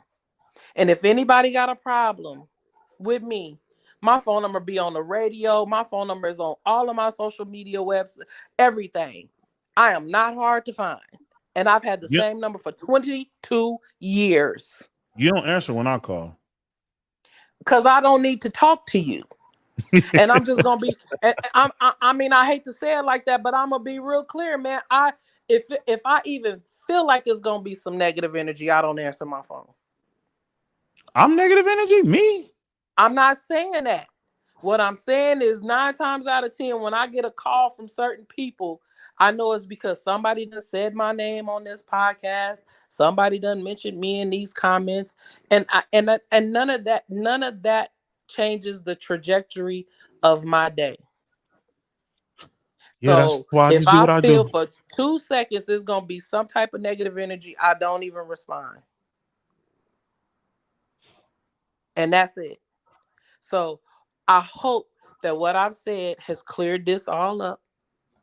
Y'all can let Jay and I just want to be clear about something else too. When I block people on social media, it's not because I don't still care about them or if I see them outside in real life and I just control what I take in. I don't take no negative energy in if I can avoid it. So I can care about you in real life and not follow you at all on social media. I blocked my mama because she was putting up some shit that I didn't like. All right, Don't mean I Sadie's. don't love her in real life. So that's all I wanted to say about this. And like I said, and if anybody got a problem, my phone number is on all my social media. So if I call you, you're going to answer is what I want to know. Probably not. See? What did I do? Why? It don't even matter. Because I know I didn't do nothing, so it don't even matter. No, and we don't even need to talk about it. It's not even about what nobody did. It's about me keeping my shit so close to me that I don't have to hear none of this outside noise. I don't have but it don't even matter. We'll text about it. This is not an outside conversation because it don't even matter. This is for any and everybody who want to hear it. So I appreciate y'all defending me or whatever y'all were doing. Herb already know my love for him. That's my little brother. Our shit is deeper than rap. So I already know he's gonna feel some type of way, and I'm glad he's saying what he's saying. But like I said, he and I have had the conversation. After this, we're done talking about it all. For me, the I wanted to have a conversation, stated it culture wise. Okay, so this is where we at, right? I'm dissing the Hatrix, right? Jay Moss is dissing the Hatrix. He's dissing Mercedes. For a while, when I first came around, Pusha Luck was dissing everybody just to get them going. Everything is about some sort of a diss, right? And literally, it's the root of the word is disrespect. It's disrespect for one another for whatever reason, right? And it used to take a long time to make a diss track. It used to take a while because once you put it on wax, it was forever. You know what I mean? So it wasn't like you was taking it down off streaming platforms. That shit was on the CD forever if you was gonna really diss somebody. So I took it seriously. But when you look at the state of this culture, let's start here. The shows that we have currently, at some point or another, all dedicated time to a man's paperwork, in regard to his incarceration. We took a culture where we don't trust police at all, in any way, shape, or form. You're gonna rile me up. You're gonna rile me up. You're gonna rile me up. You ain't gotta say nothing. You ain't gotta say nothing. And He ain't gonna say nothing. He didn't say nothing when it was happening. Listen. You're gonna rile me up, both of y'all. Listen. So what I'm saying is that this is me looking from an outsider. I'm not close to nobody. We started going on paperwork hunts to look at words that police put on paper that we are now going to hold somebody accountable to, and we don't trust them motherfuckers no other time. But today we're going to do it for this guy because of what? It's got to be, to me, being an outsider would look and say there's some sort of an underlying, there's a motive there. There's something that's of course there. It's a motive because Okay, these bitch don't have no listen. Mm-hmm. Of course it's a motive. You talking about somebody who's not of street essence. You talking about a motherfucker who ain't never been to nothing in her life from East. You talking about a punk ass bitch. I'm so sick. I'm so sick of everybody. No. I'm sick of y'all tiptoeing around this shit. You talking about somebody who has no idea how this thing works. Right. So even niggas reading paperwork is wild. Because when you're reading paperwork, you're reading what the prosecutors are saying out loud. That's their version of events. That doesn't make it facts. But if you listen, you talking to a nigga who went to the box twice, nigga, twice, right? I beat a case and went to court and went to sentence on a probation violation. She told the original story to the judge, the sentencing judge, as if I lost the case. I'm looking at my lawyer like, you're not gonna say nothing. He like, man, that's just what they do. She's speaking to the sentencing judge as if the very case I just beat, I actually did it, and that's why he should give me maximum time. So what I'm saying is this. People who don't understand how that shit work will grab paperwork and say anything about because they don't understand. And because they've never had their feet to the fire and understand that when you do something like this, there are grave consequences. You're talking about a fucking nerd with a microphone, right? Right? You're talking, I don't even play with niggas' paper. All that shit was disgusting. And not because it's my brother, right? Because it's my brother is why I stayed away from it, Mercedes, because I only know one way to react with my family. So I stayed away from it, and me and Tone had 400 conversations about why he should not cover it, and I told my brother not to go deal with the Hatrix. But grown people do what grown people want to do, right? So once he did the Hatrix and it played out exactly how I said it was going to play out, there's nothing for me to do. When it got nasty for me is when both of them motherfuckers pretended as if they were so disgusted by his actions and they had never known anything about this, when that's an absolute lie, because that's my brother who I would die for. I told my team before he even came home, my brother coming home, he's the best rapper ever. And when shit get popping, I don't want this to destroy him. This is the thing. So if you remember, hold on. If you remember, there's an original podcast when they're saying they had no idea about any of this and they couldn't believe Syph would ever blah, blah, blah, blah. And I said, well, that's crazy because I told you, I don't know what you're talking about. So they called me. They called my phone after I talked to her best friend. They called my phone like, hey, nigga, yeah, I said you said it because you said it. Now, I only told your best friend and I only talked to Big Sis about it. And I know Mercedes ain't told y'all about it. So Rita told you, and that's fine.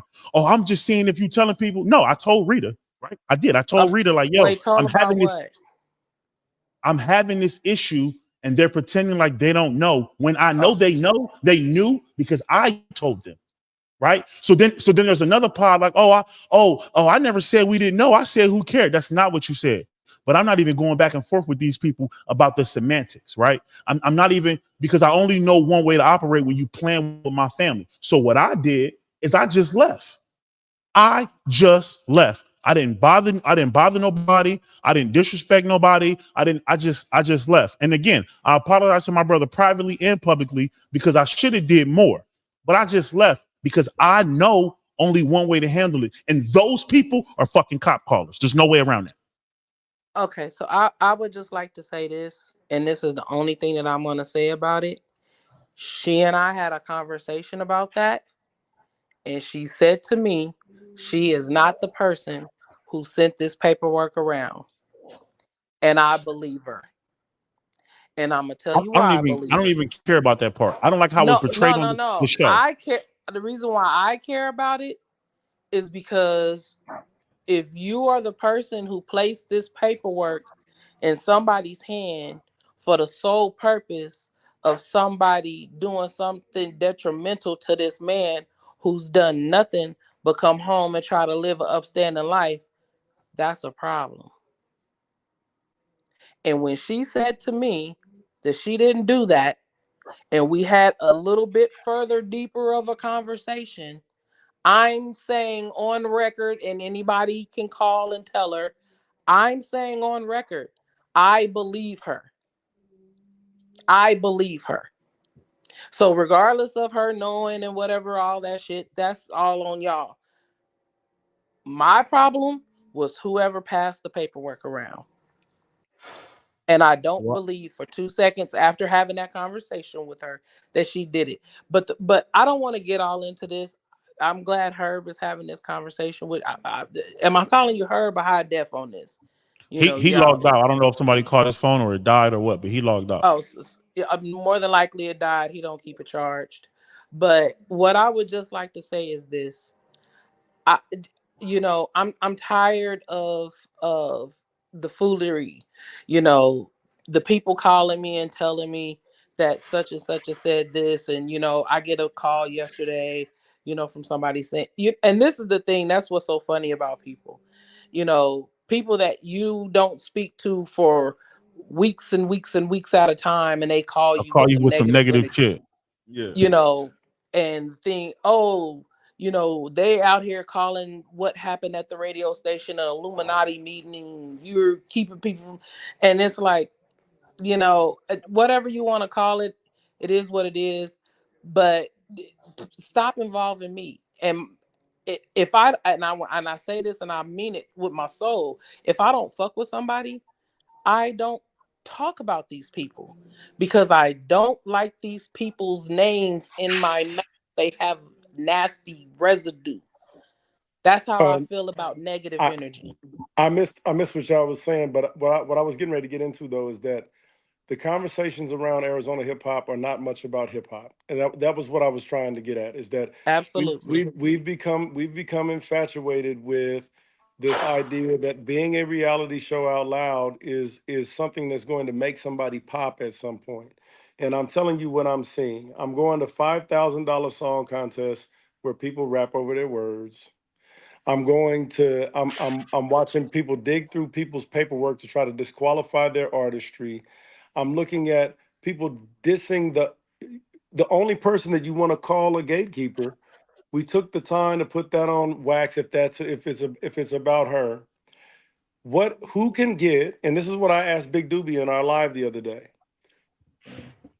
And Karan, this is gonna sound like I'm somehow or another dissing these artists of the city of Phoenix, but I'm not. I'm dissing the fact that there's no infrastructure. If there's a Monarch Theater that sits down there empty more than half of the days of the year, and there's not 3 Phoenix artists that you could take and put in that place with 2 months advance and sell it out. And if there was, now this is, and that's the thing, because everybody looks up and they think there's great artists here, right? There are, because there are. I'll push back on that. I don't think that's true. Well, I'm gonna tell you right now. I'm gonna tell you this right now, Karan. If you sell that venue out, it's an $11,500 bag. How come nobody's going to get it? That answer I can't give you I do feel like Nobody futuristic. I do feel like Nobody can futuristic. give I'm the gonna tell answer. you. Hold on, let me finish. I'm gonna tell you why nobody can give you that answer. Because it's not there. You've been to local hip hop shows and saw 34 people there. You've been seeing that for a long time, for a really long time. I saw what the freshman show looked like, bro. They was sending me videos and pictures when I was out there. By the Yeah, way, what's happened? What's I happened? wasn't there. What's I happened with the what's happened wasn't with the there. freshmen? What's happened with the freshmen since last year? It's been a year. They I sophomores. What's wasn't happening? I wasn't there. I don't So know. I can't so speak from that. my point is doesn't mean that these artists are great. What I'm saying is that there isn't an infrastructure there. Otherwise, there would be a showcase at the fucking Monarch every weekend, and somebody would be picking up $10,000 because when I sell out pub rock, I pick up 5 figures, and nobody thinks my music good. That motherfucker be full. They here to see the Unconventional Kings in Farmington, New Mexico, Gallup, New Mexico, in Albuquerque, New Mexico, Denver, Colorado Springs, Seattle, Los Angeles, San Diego. All of those places I can go. I can put a show on. Now I want to know what artist in Phoenix is doing that with our streams, with everything that we say makes an artist great here. Can they get a crowd to show up someplace else? Because until that happens, winning Phoenix is not a prize right now. It doesn't mean it isn't great. It doesn't mean that there aren't great artists. It means what is there to get if it's never been got and nobody can tell you. So Yeah. everybody's aiming in the sky, shooting as many bullets as they can, hoping that they shoot the big bird.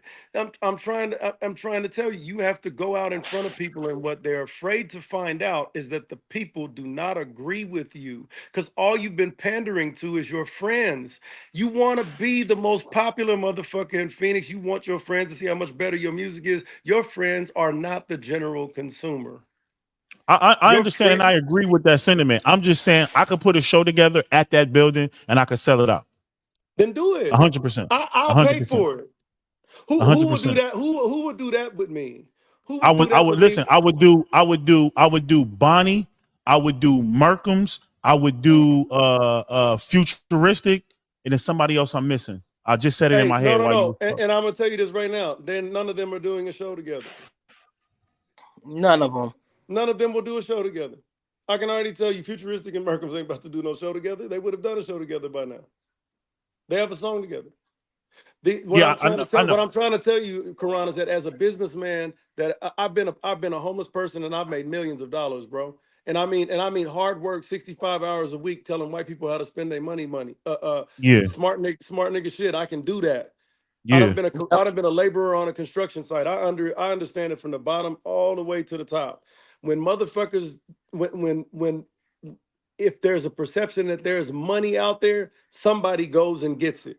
The janky motherfucker goes and gets it. Somebody goes to get it.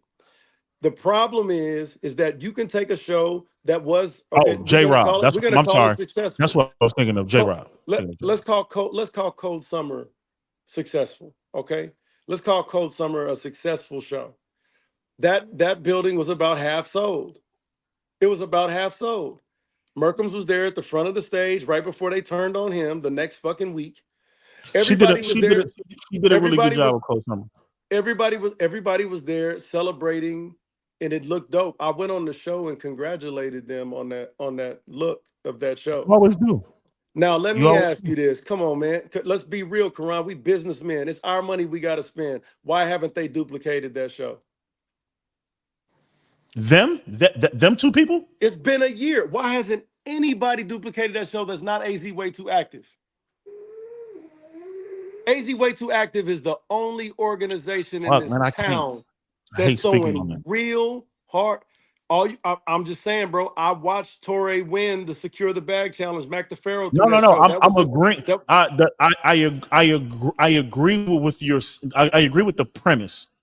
Mhm. My But pushback is I don't want to give too many details of why those two aren't duplicating it. Right. I'm saying if me and you, like for instance, this is just hypothetical. If me and you were allowed, if I could grab artists and talk to them one-on-one in my own voice, and we could make sure they were compensated, we could pack all these buildings. I really Bro, believe you that. know what I they believe can't do? They can't make. But what I'm trying to tell you though, Karan, you can't make the money back. You gotta have yeah, a certain kind of security. You gotta yeah. convince motherfuckers that that won't pay $10 for a ticket to pay $25 or $30 for the ticket, because we got to cover security. We got to Yeah. cover keeping the building for this long because we got to put that many people on. What I'm saying is that I watched another hip hop community in Kansas City go through this growth phase. I saw this part happen. And the problem is that the infighting and the infrastructure it's not aimed at elevating anybody. If J. Rob the Chief is one of the best things that ever came out of this town, is no way in fucking hell the support shouldn't be something different than him going to open up for Futuristic's other act before Michael Minnelli.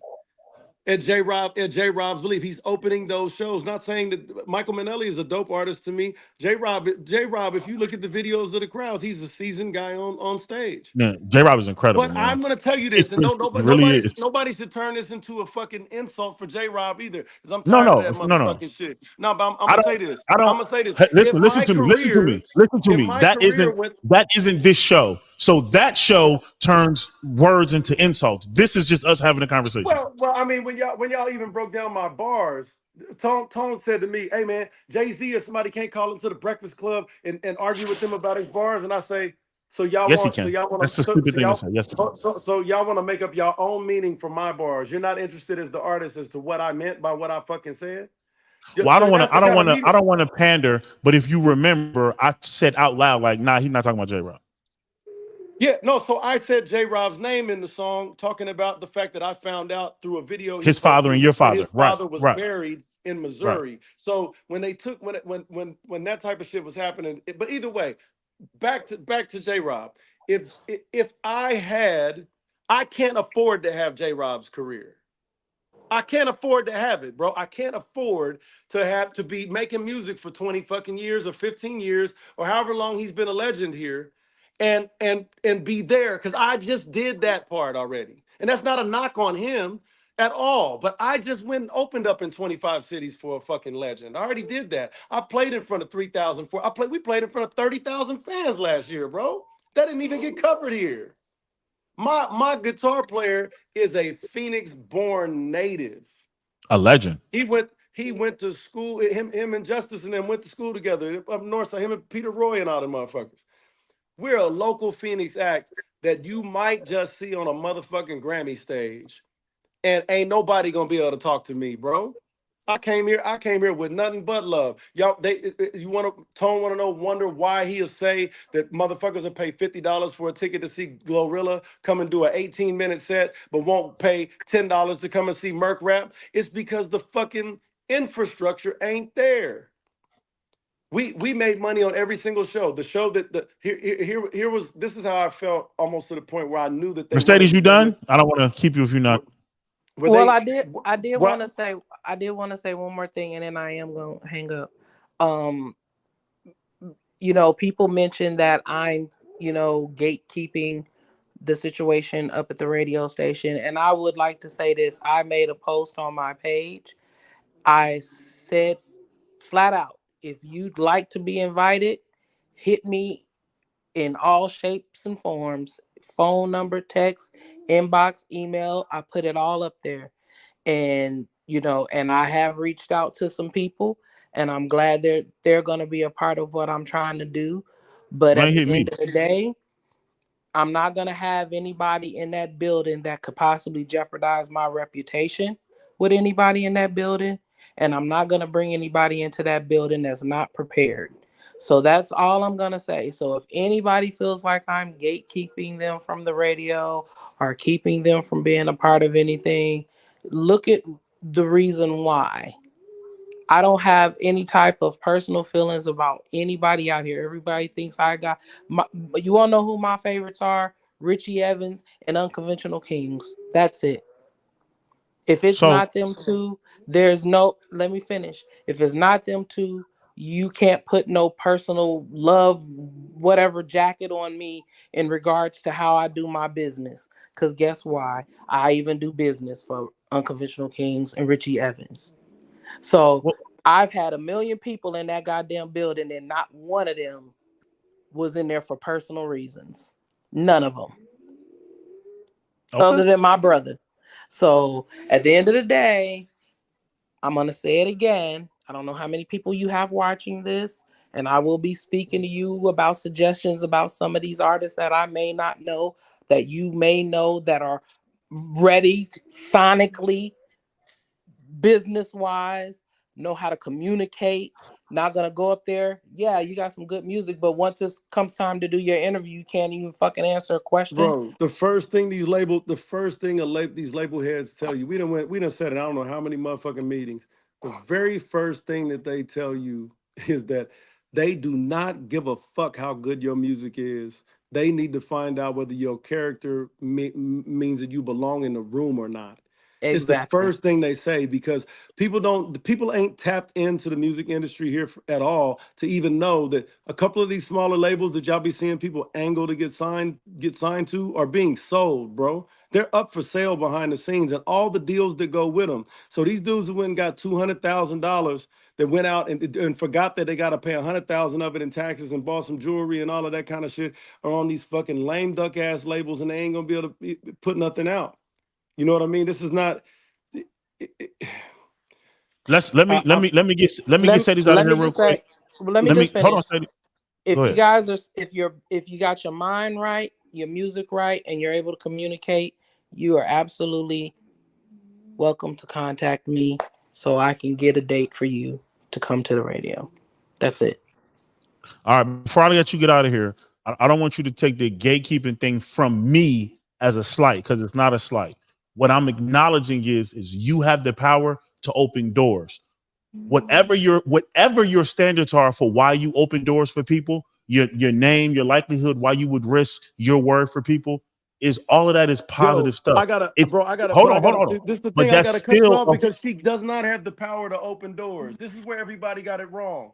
She does not have the power to open doors. She has to be forced to open a door. I can tell you that as her brother, because she don't want to go to none of these people for nobody. You gotta force her. You have to literally have something so valuable that she's thinking that those people will be mad if she don't bring it to them. If they feel for a second like she's just making sure that everybody get a shot, or and everybody's feelings are fucking protected, then she ain't gonna be the Mercedes that we know that gets an opportunity to open a motherfucking door. These motherfuckers cannot open doors. There's nobody that can take a lame ass sorry motherfucker and give them an opportunity that can be seized or held on to. It can't be done unless that's not what I was talking about. Hold on, unless you get to a label, because then a label will go and hand $250,000 to the local radio group and get your fucking single played, and they can turn you into Glorilla. But I can tell you that Glorilla own about 22% of her fucking music.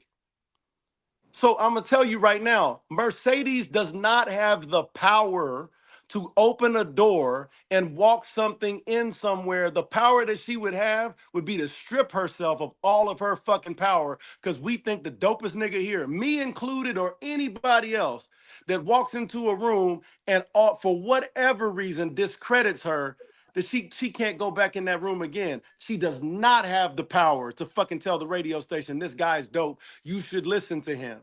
She don't really have that power. It has to be forced.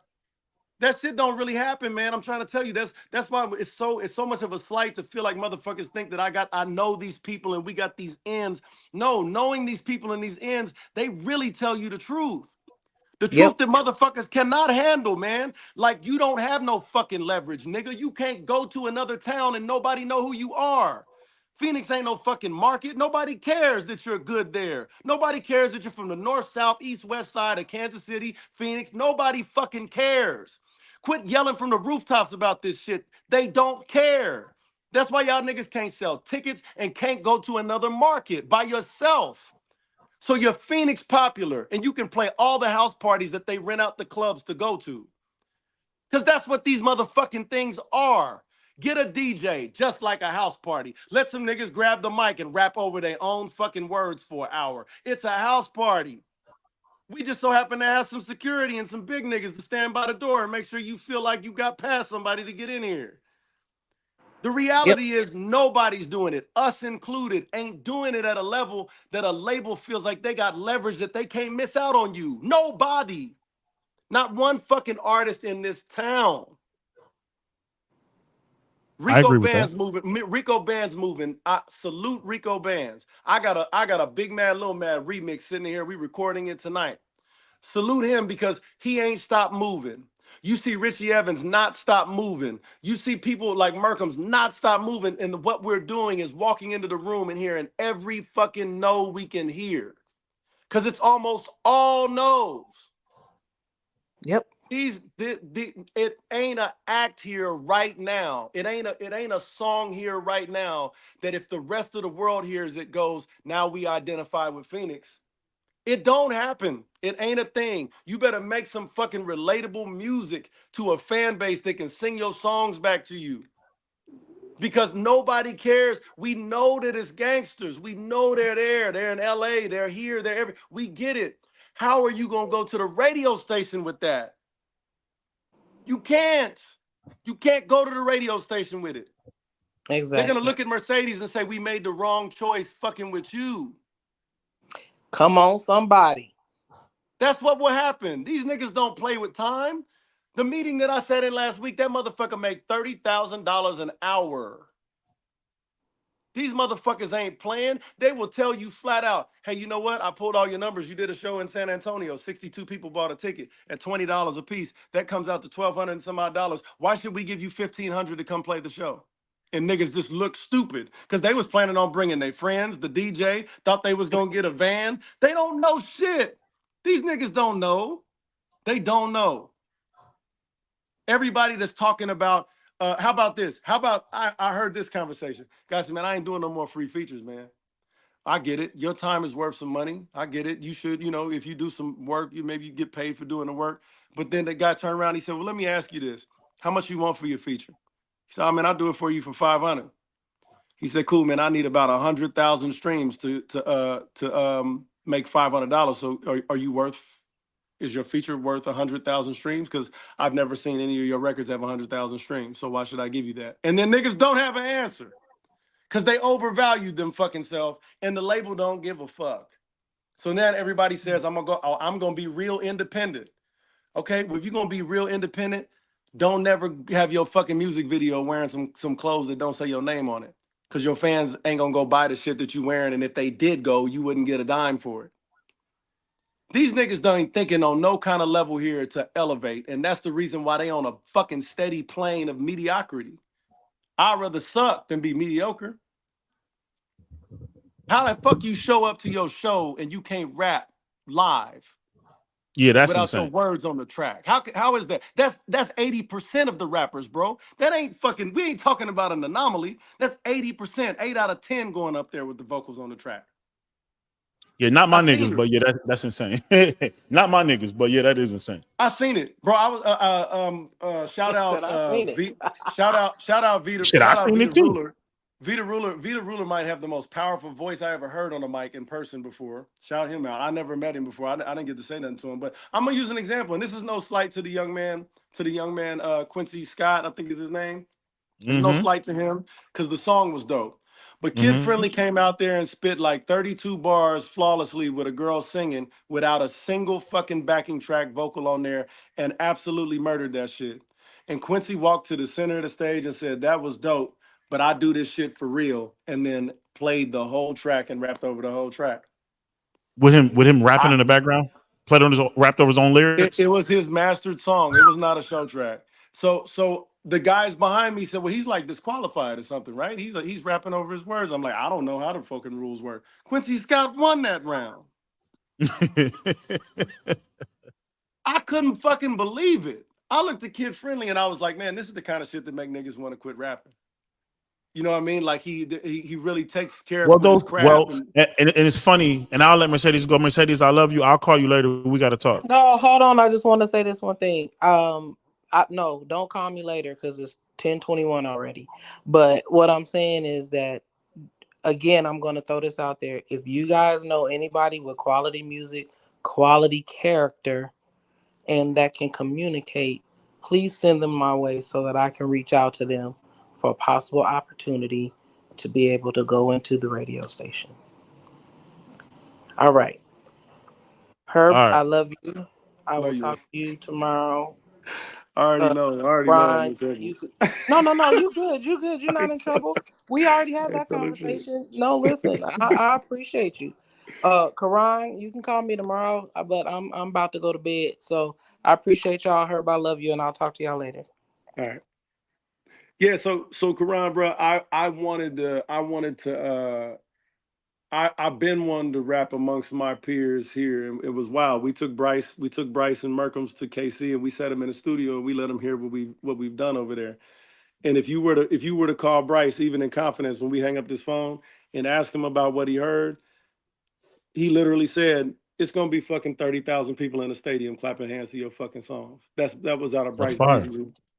That's fire. That's what we're hearing everywhere, and it sucks, man. So real Because quick before we move forward, you see yeah, how you just said like the Q Scott kid friendly round, and yeah, then kid friendly end up losing, right?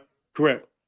That scenario, that fucking scenario, is the exact reason why if I'm Bryce, I'm telling Merk, we're not doing that.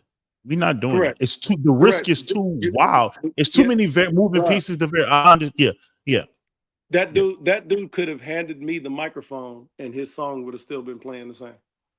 Yeah, it's crazy. And But that's anyway, wild. so let's Either way, go I ahead. think his music is. I think he makes good music too, though. So, Q Scott but is dope. He really can yeah, rap. I like Q Scott. I like yeah. Slugger But too. They like so in the same crew. They really can rap. so that's what I mean. So when I decided, you remember all of this cracked off. I had no. I don't think I had any negative words uttered from me out of Tone's mouth ever until he did the Talk Your Shit challenge, right? Mm-hmm. The Talk Your Shit challenge. What did I talk my shit about? All I did was talk shit about my success and where I thought others were lacking. Mm-hmm. Ain't that what the assignment was? That was 100%. the assignment. I turned in the assignment, and somehow or another that turned into me assault, and somehow or another having these issues with Arizona rappers. 2 people responded. Your Torre passion. responded, and Your Passion responded. Mm-hmm. Your Passion ended up taking this down. He ended up calling me later on and apologizing because he didn't really have the full scoop on what was going on. And I told him and anybody else that would listen is that, you know what's wild? Like Torre, I felt like Torre, his response was dope in the sense that he addressed it and it was hip hop. You know what I mean? I didn't like the fact that Your Passion started out his rap by talking about how he was gonna shoot up a car that I was sitting smoking in. And I say, hey man, you can miss me with that shit because we gonna rap. The minute you start rapping about killing me and we don't know each other, then I don't want to rap with you no more. I'm not a killer. You go rap with some other murderers. Then y'all can talk about murdering each other or fuck over there somewhere because y'all with that weirdo shit. And but it was a talk my shit challenge. Didn't nobody rap back? Go listen to them motherfucking bars again. Listen to the bars in any of them motherfuckers. I don't write nothing that ain't a multi-syllable rhyme. I don't. Yeah. I'm musically sound. I understand it. I can sing these niggas under the table. Local rappers here should ask their girlfriends if they know high definition, and then look her in the eye. Somebody getting lied to. I can rap, sing, all of that. But either way, still it didn't get to my people. The only way that I could get anything to my people, the black people here, would be if I do some negative shit to get coverage on the Hatrix. So when I was on the positive shit, we get no coverage when I was paying for it. But the minute that I do something like that, they do 4 days worth of shows about me. And it's all me in a negative connotation. It's without me being called, able to speak for myself. what is it called? What you mean? The show. The Hatrix. Self-explanatory. Yeah. Self-explanatory. Like you said, So when you figure out, and this is what I should tell people, because they call me like, yo, bro, why you fuck with him? Like, bro, like, man, you the only one with a level mind. I'm like, don't fall for that. Two-Tone the Superstar is a character that Michael Johnson created because he feels like that's what the people want. Because when he's doing other shit as Two-Tone boxing or he's not getting the same feedback. Once he did the drama shit and his motherfucking Facebook exploded, he was like, oh, okay. All right, Tone I gotta understand something. So this is where it's valuable for me to talk to you because I want to understand what does it mean here? What do people mean here when they say that things explode or they go off? like I said in that rhyme when I said, When you she got when she Tone was getting having chasing viral moments and viruses come and go, so niggas shuck and jive for comments. You know what I'm right, saying? That's that's a so. bar. So in his and this is an opinion. So this isn't. He's never said this. If his live streams was getting 45 people on average, and then he did some crazy drama coverage and did some funny shit and played a video and while and it was arguing, and then it did 240. He's like, oh, that was a big enough shift for him to be like, oh, then this is what I'm going to do. If this is what you niggas want to see, then I'll Mhm. do this. In reality, and me and him are not friends. Me and him don't speak. We need to have a conversation if we're going to be in the same room. And I'm not threatening, not even on that shit. Like I said, I heard he said some shit about me that I thought was distasteful because I know you well enough. I know you believe I'm talented. I know you know that I think you're talented. And we've had these exact conversation of, hey, somebody say this, like, my nigga, you know me, call me. Anyway, to make a short story shorter, I know his real passion, his real talent is he want to do that boxing thing, and he deserves to do that boxing thing. And he's going to take off, and he's going to change his son's life forever doing that boxing thing. That's a fact. That's going to happen. I believe that. He does the Arizona rap shit, A, when he's bored, right? And B, because it helps his partner. It really helps his partner. Because when they weren't doing things together and she was doing her thing alone, well, everybody knows how that played out. So in your opinion right now, if I wanted to go, if I was doing an EP and I was gonna go get Arizona rappers that have motion. Now, what I mean by motion is I don't mean something that gets a bunch of views. I don't mean a social media What following. me, you, and Mercedes disagree with is, and I don't know if it's the purist in me or what. I don't want you to do a record with a nigga with motion. I want you to do a record with a nigga who will make the record crazy. So this and that's but see that's where your business mind of it has to come into it. The record that you make with the guy that's gonna go crazy has to understand that he has to promote that record to make him valuable. And what is his reach really? Like I just Yeah. had this conversation. I had this conversation with Bossy recently. If you have 29 monthly listeners right now, okay, we're not talking about anything but practicing for the game. Mm-hmm. That's not an insult to anybody. We're practicing for the game still. If you're playing to your local crowd and you can't wait for the next local event so you can come and show them how much better you are, we're not playing in the same game. I'm not here for that. I'm not here to see my cousins and family come back to the show every fucking week. I'm not here for that. I'm not here to see the same bottle girls while I grab the mic at the club. I'm not here for that. I'm here to infect a bunch of strangers into finding out what the message is in my music and serve it up on a platter that's tasteful to their ears, and then take that and monetize that in a real world. And anything that I ever make off of the internet will always be considered cream to me, because I know where real artists go and actually become viable. I don't know who in the city I would say has motion that the country is aware of who they are, with the exception of Merkham's.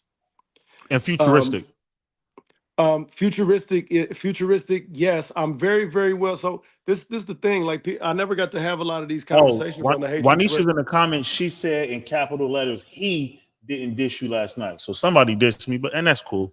Because like I said, my phone number ain't changed. Nigga, I'm not.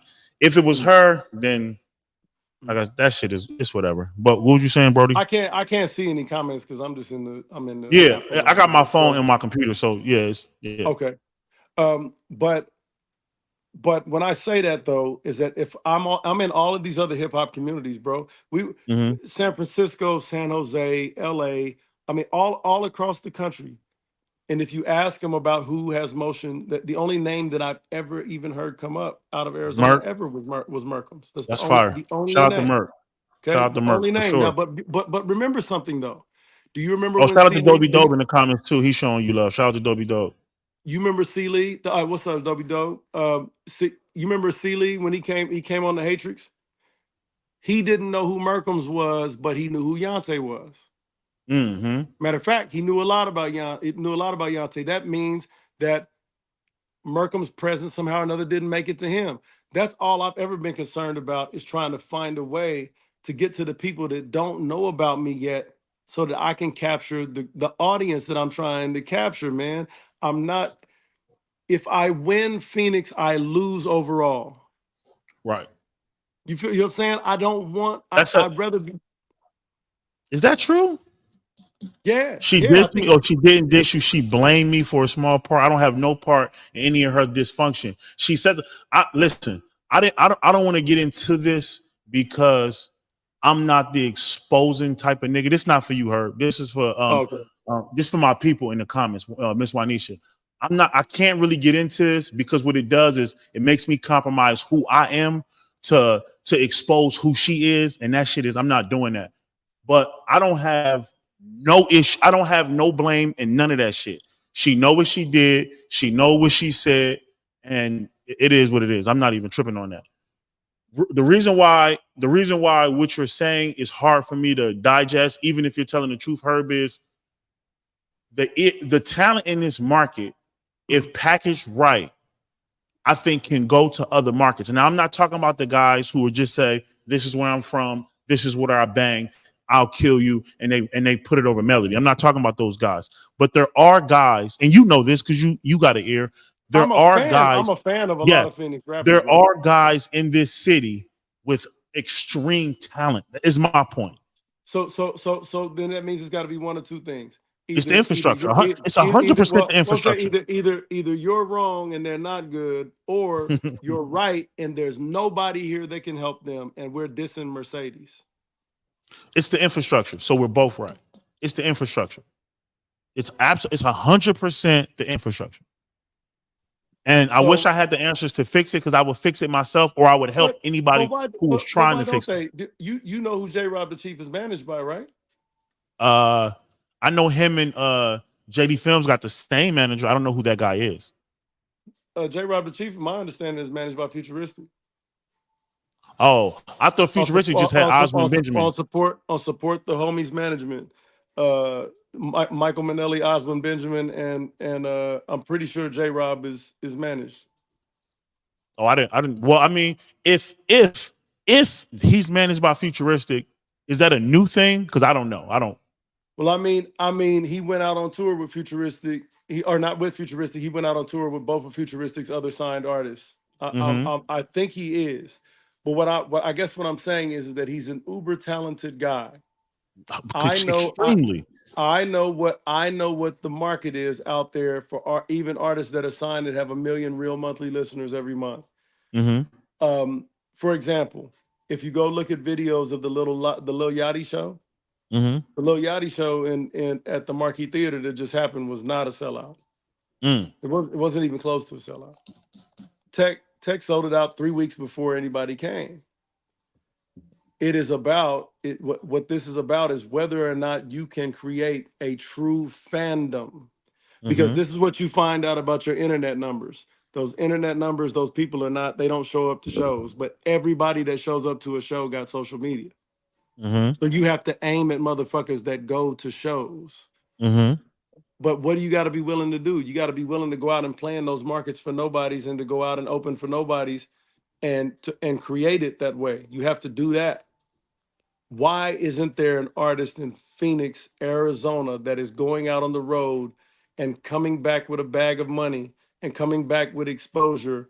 Why doesn't it exist? Why is it that somebody like Merk can move as heavy as he moves in the rooms with the people that he moves with, and this town doesn't get respect like it should get?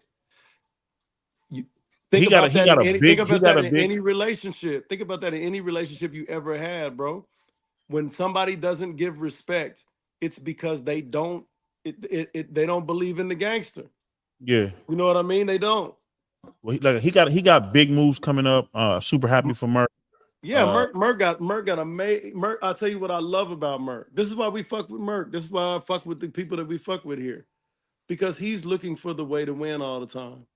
Yeah, bro. That's what he's looking to do. Merk don't get caught up in too much of any. I was really surprised that he actually got involved in the conversation as much as he did, when all of that was going on. You know what I mean? I was surprised because I think he's a kind dude. I think he's extremely talented guy. And I think they're willing to keep knocking on the door until the right person answers the fucking door. You know what I Well, mean? And that, and I I'll admire say that. this. I'll say this, and this is based on just some it's my guy, right? Me and Breeze got a rapport. He's closer than people know. Yeah, no. I mean, I just took we just went to Yeah, Kansas I City. know you. I know you know. I know. Yeah, I'm saying I can't reveal, yeah, obviously, and I know what you know too. So we can't reveal what he's doing, but he's closer than people know. And I hope Merc make it. I hope all these niggas make it. And maybe that's I my hope, problem. I hope all these niggas and make it. that's the thing too, and that's the problem, Karan, is that I hope they make it. And I was so, bro, I was standing there so ready. It was like it was gonna be like my project. Like, let me go Yeah. see what kind of effect I can have on Arizona hip hop or Phoenix hip hop this way, where if let's just say that I have a record deal and now my records are going to be distributed so people don't know the difference between this, Karan. So everybody that puts out music here probably puts it out on either DistroKid, they put it out on CD Baby, they put it out on a self-distribution platform, right? Yeah. When you put out music on those platforms, they go to 16 stores. Now they show you a bunch of other stores, but as far as real viable stores, 16 stores, and they're all in the United States. All right, you got a couple like Deezer that you can listen to overseas. When somebody puts out a record through distribution, it goes to 655 stores worldwide. Mm. It goes out with a marketing form that says these are the type of movies it might go into. These are the type of shows it might end up in. It has every single song has got about 25 pieces of paperwork that goes with it to determine how you make and move that shit. The way that you get distribution is that you have to be able to go to a distributor and convince them that your product is worth them using their money to get it out because of a return. Right. So It's an investment. I will simply say this to you. According to most of the record labels or all of the record labels, Arizona rappers don't have a product that will bring a return. That's a fact. That is the problem, because if you Yeah. cannot go out on that road and you keep pandering to the same crowd, you cannot go change Phoenix. You can't put something on the map if you're standing on the spot. Yeah. You You got to got to go leave and come somewhere back. else. Yeah. So anyway, I Shout felt out like to I'm Willie gonna leave Oswald. you with this because we just hit 2 hours. Unconventional Kings. Yeah, we hit 2 hours. Yes, man. We've been moving super heavy. We played 51. 50, we ended up playing 51 shows last year, all self-finance shows. We turned a profit last year. Well, I wouldn't say we turned a profit. We made good money last year going and performing our music. A lot of it not released all around the country. We did a couple of tours. I was getting ready to tell you about some of these features earlier, man. We have Recognize from Mayday, who has a platinum record with Kendrick Lamar and Tech Nine. We've got Lex Bratcher a couple times. I've got Tabo the Truth on there. I've got obviously Tech Nine X Rated. We have a King ISO feature coming up on there. Like, we have somewhere in the neighborhood of all of our features, 25, 30 million monthly listeners. They're all people that came into our world. We didn't go make songs trying to get them on it, songs that they already Yeah. sounded like. We brought them into our world, live drums and live guitars and shit. We have, we're leaving on a tour on April the 10th for 26 days. We play 26 shows in 29 days. Talk that shit. We leave, we play Farmington, New Mexico on the 15th. We play Gallup, New Mexico on the 16th. We play Albuquerque, New Mexico on the 17th. We play Denver, Colorado on the 24th. We play Colorado Springs on the 23rd. We got Pub Rock on March the 8th. That tour that I said we were on is 29 dates. We're playing Snoop Dogg's Anti-Violence Festival in Las Vegas. We're playing Public Enemy's Fight the Power Rally in Washington, Anything close, LA, Denver, Vegas. If you want me there on the weekend, I'll come fuck with you if if you want. If you want it, I'll come fuck with you. March the 8th, we got the real Kyrie coming out and Shout out to Kyrie. He won that Matty Ice shit, right? He won the Matty. He deserved to win it. Let me say that he deserved to win it. Kyrie was prepared. He had 8, 9 fucking songs, I think, ready to go. He performed. Kyrie was prepared to win that other shit. He felt like we'll talk off air. But yeah, he's been motivated. Kyrie is one of my favorite people in Arizona hip hop. Period. Him, the cats from AZ, way too active. The energy is so I want you to win type of energy. We ain't Yeah, really good even guy. got to know each other that well. I don't wish you no harm. That's what we really on, man. Our motto for Unconventional Kings is Kings for the greater good. Meaning we Yeah, don't, you know what I mean? I go play in these places, man, and I'll look over there and it's a dude, it's a Jewish dude, right? And over here it's a Muslim dude. He pray to Allah. And this dude over here prays to Jesus, and this dude prays to Buddha, and this guy's an atheist. And I look at all of these people, man, and the greater good is that when we have to share a space, that it be love and respect. You know what I mean? And that's what we're about for real. So anything you've ever seen me end up having to get sucked into or rap about that got anything to do with Ashley or Tone or the Hatrix is the only music that we even have that has any negative connotation in it, and that's why I'm done. yeah. That's why I will never rap on wax with none of these niggas, because I sure did, and you should play that motherfucker. I sure did rap. I sure did invite them to come and rap back. I did on several occasions sit on Tone's show and say, I got $1,000 in cash. Come on with your raps. Come on with your raps. I got a book of them motherfuckers that I can split flawlessly to almost any tempo that you want. Yeah, And nobody really wants it because they know that they're gonna have to start what they feel like would be intimidating me by rapping violent lyrics at me or something like that. They know that they're not going to be able to keep it about rap. Nobody's trying to really enter that arena. The only one, Tory Masters is somebody that can be in that arena to me. But motherfuckers ain't never heard my book of rhymes. They have no they my shit. I'll give you an example. If I rap the first verse of USA right now, I bet you might not catch what I bet you might not catch the alliteration in it. If I say mm, we hit them with that unconventional savagery, anytime unchecked savages attack underserved, savagely addicted, understudy, sadly apathetic to underwhelming, stupidly appointed university suckers assigned to umbrella companies, shading a system for lawyers to lie, cheat, and steal. While we eat the Lowrys and Goya, why not keep it real in the way we consume? They stay loyal to one another while we shuck jive and coon. They stay getting over on brothers, huh? About some pride in the way that we treat each other in the country that don't love us. I guess we don't need each other. See me, brother. We decolored the ultimate superior African universal satisfaction. Anything we eat is trouble. Undeserved slavery accosted us, so an underdeveloped simple African is what they call us. Even though they stalled us, we continue to rise. Just tell me how we gonna do it if we continue to die, huh? Unconventional savagery. Anytime unchecked savages attack underserved savagely. I'm saying USA, USA. Niggas is that's not fire. That's fire as the, fuck. the whole fucking verse is like that.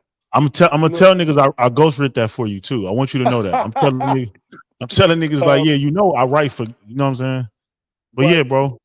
but you know what I mean? We got that, man. I brought 50 women up on stage this year, and all of them got down to the shit that I was rapping to up there, almost too much sometimes.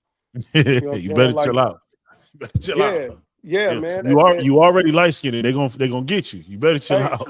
look, man, I was in Billings, Montana, man, and it was a group that went up there, and this white dude went on stage, and all he was rapping about was every gun that he had and all this shit. So, like, I went up on stage and looked at him and his whole family and his whole crew. I was like, you ain't never gonna hear me get up on this motherfucking stage and rap about how ready I am to use a gun on another motherfucking human being, you punk And I'm saying that to him right when I'm getting ready to rap my shit, and then we rap a song called "We the People." The whole fucking crowd go crazy. It's about the fucking kids at the border Mm, in Arizona.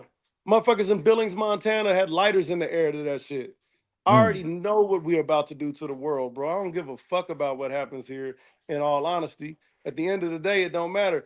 Phoenix is the last one to catch on all the time. They All the always time. wait till it's cool. It gotta be cool before they catch on to it. They never gonna latch first. You know what I'm saying? Yeah. So I already know that I'll come back and play a stadium here.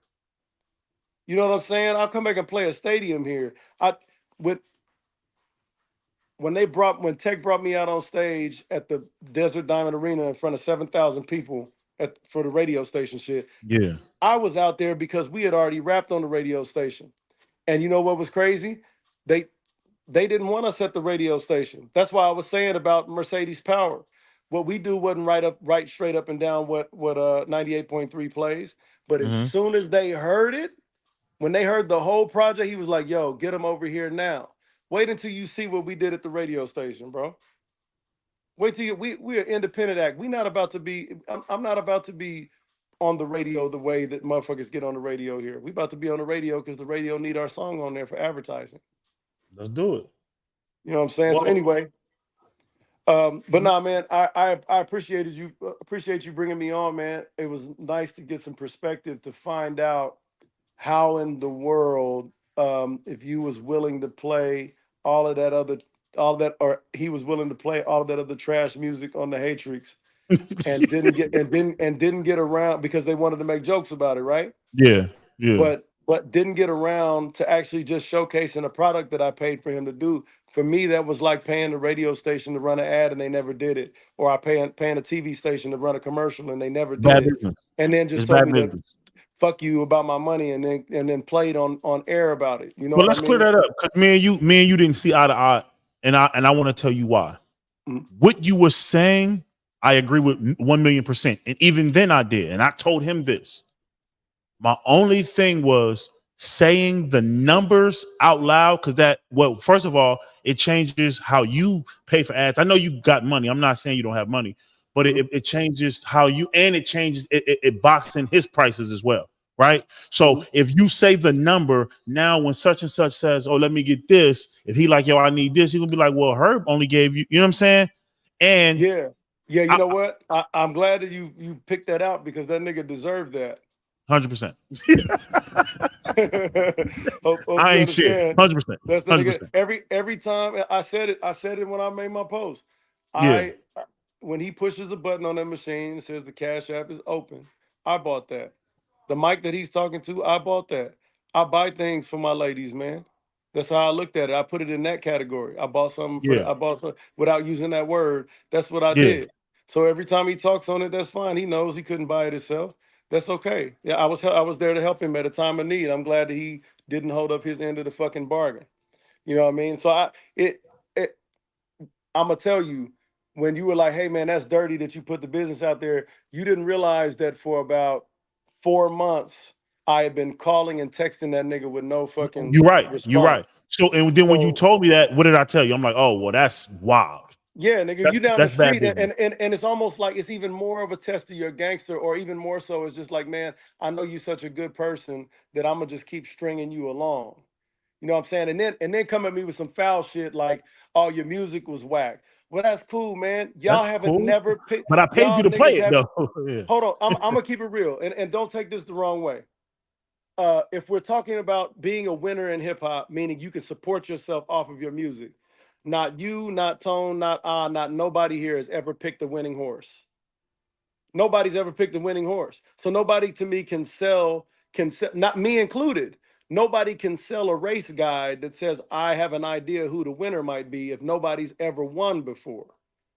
So we're all speculating on who we think could win a race. But in reality, it's real niggas out here running it. And there's people that are not running at all that just get championed. And that's cool. That just means that's a beneficial relationship. Of course, I got some there are some it's dope for me to tell Mercedes that I need you to find a way to get do me a favor, get to J Rock for me.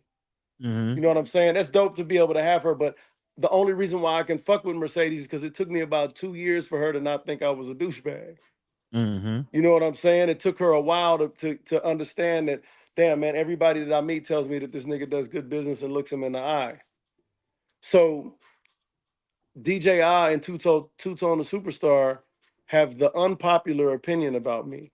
Mm-hmm. I'm not worried about that. Every nigga that I walk into the room knows that I can walk in the room and do business if I want to, and I'm not gonna lie to you. Mm-hmm. You know what I'm saying? Everybody knows that.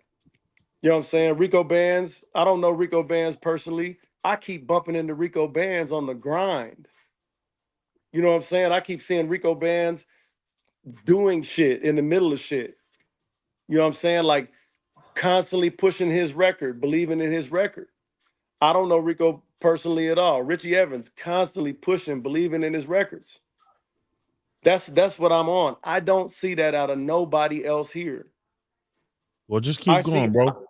I see Instagram accounts for artists that'll have 900,000 views on a fucking reel next to one that has 6,000 views, and they both have the same amount of comments and likes. So one And is they're fake and bald. and they're comfortable with it, man. They putting a dildo in they tight jeans, my nigga. It's crazy shit. At some point, we gonna it all comes out in the wash, and now you're starting to see it. Look at the slowdown that's happening around town. Well, me and my homie organically did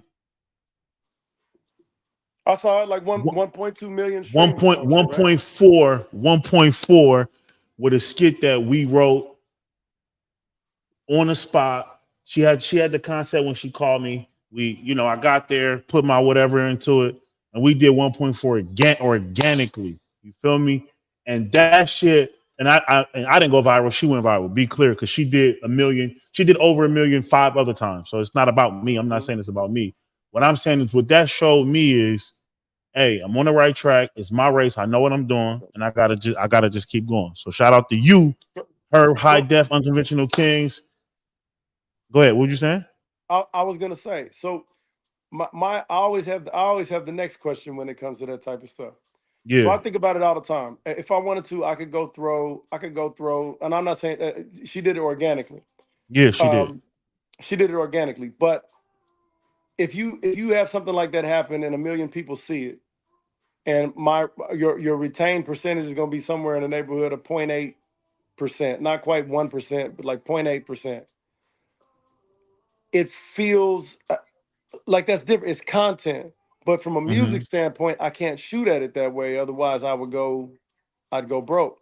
I got to go to a place where somebody has to pay a significant amount of money to come to get my product, and then most of the time, it's not going to be something that I can put online, and that's the reason why I didn't chase. And I'm not saying y'all are doing that because I'm talking about music. Music is very Yeah. different to me online, but I didn't go and chase something. I didn't go chase fake leverage. Remember, I was talking about leverage earlier. Right. Everybody's Right. chasing fake leverage. They want to walk into a label office and go, "Yeah, I got 60,000 followers, and this is what happens."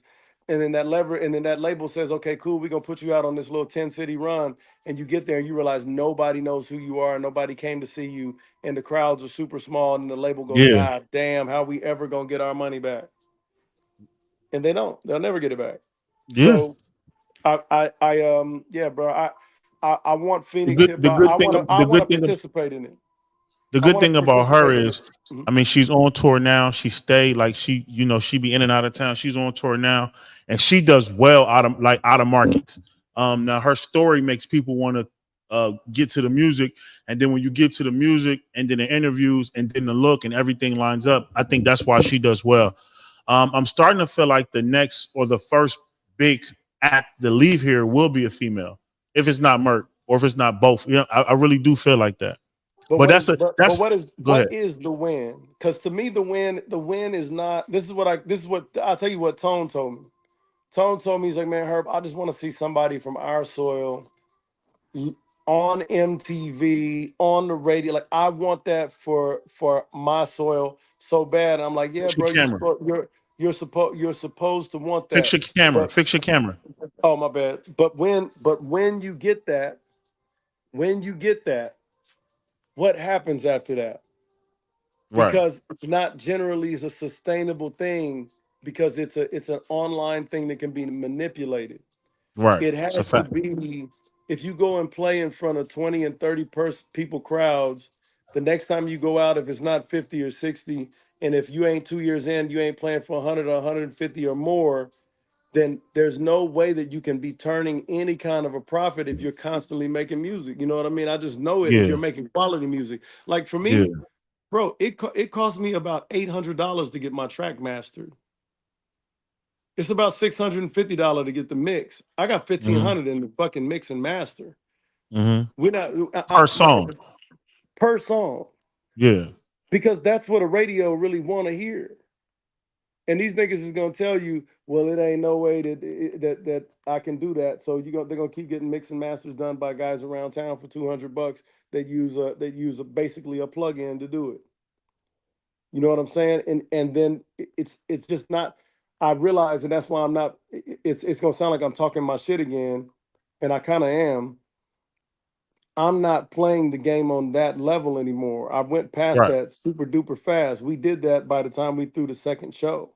Right. I went past that part. I'm already trying to figure out if I get 80 people in here and my capture on merch is 20% and most of them buy shirts. This is about how much money I can figure it in, and that's what's going to cover me mixing and mastering these songs. Like this run that I'm about to go on is to go grab some money to finance the tour that we go on in Yeah. April. And what I mean by Yeah. tour is I mean bus stock. Motherfucker, a lot of motherfuckers don't even know what bus stock is. That's tour food. That's fucking noodles and shit that you can eat when you on the move. You know what I mean? Like Yeah. there's a plan. So I'm gonna say this publicly to every rapper in Arizona. I ain't never met a single one of y'all ever that had a problem with me because I ain't never really had a disagreement. The 2 times motherfuckers went on waxing me, it was in defense of some shit apparently that I said about the city or about um so anybody that's in Phoenix that's really rapping and really about some business, I turn dollars. That's what I do for I've done that my whole entire life. I If somebody could really fill the Monarch, then I would buy the Monarch. I would buy it. I don't think motherfuckers believe they can actually do it. Mm. I'm gonna see if somebody hits my DM and says, "Yeah, if you gave me 2 months, I could fill up the Monarch." But my stipulation would be this: if you can't fill up the His phone died again. It's your boy Real Life Karan. We was 1-on-1 tonight with my nigga High Def Unconventional Kings. Shout out to High Def. Oh, he back. Hold on. I was about to wrap it up. I High didn't even Def. know that I went anywhere. Yeah. What I was about to say is that if there's a local rapper or artist or package of people that really think they could sell out the Monarch Theater, I'll go buy the Monarch and I will split the profit with you 50-50.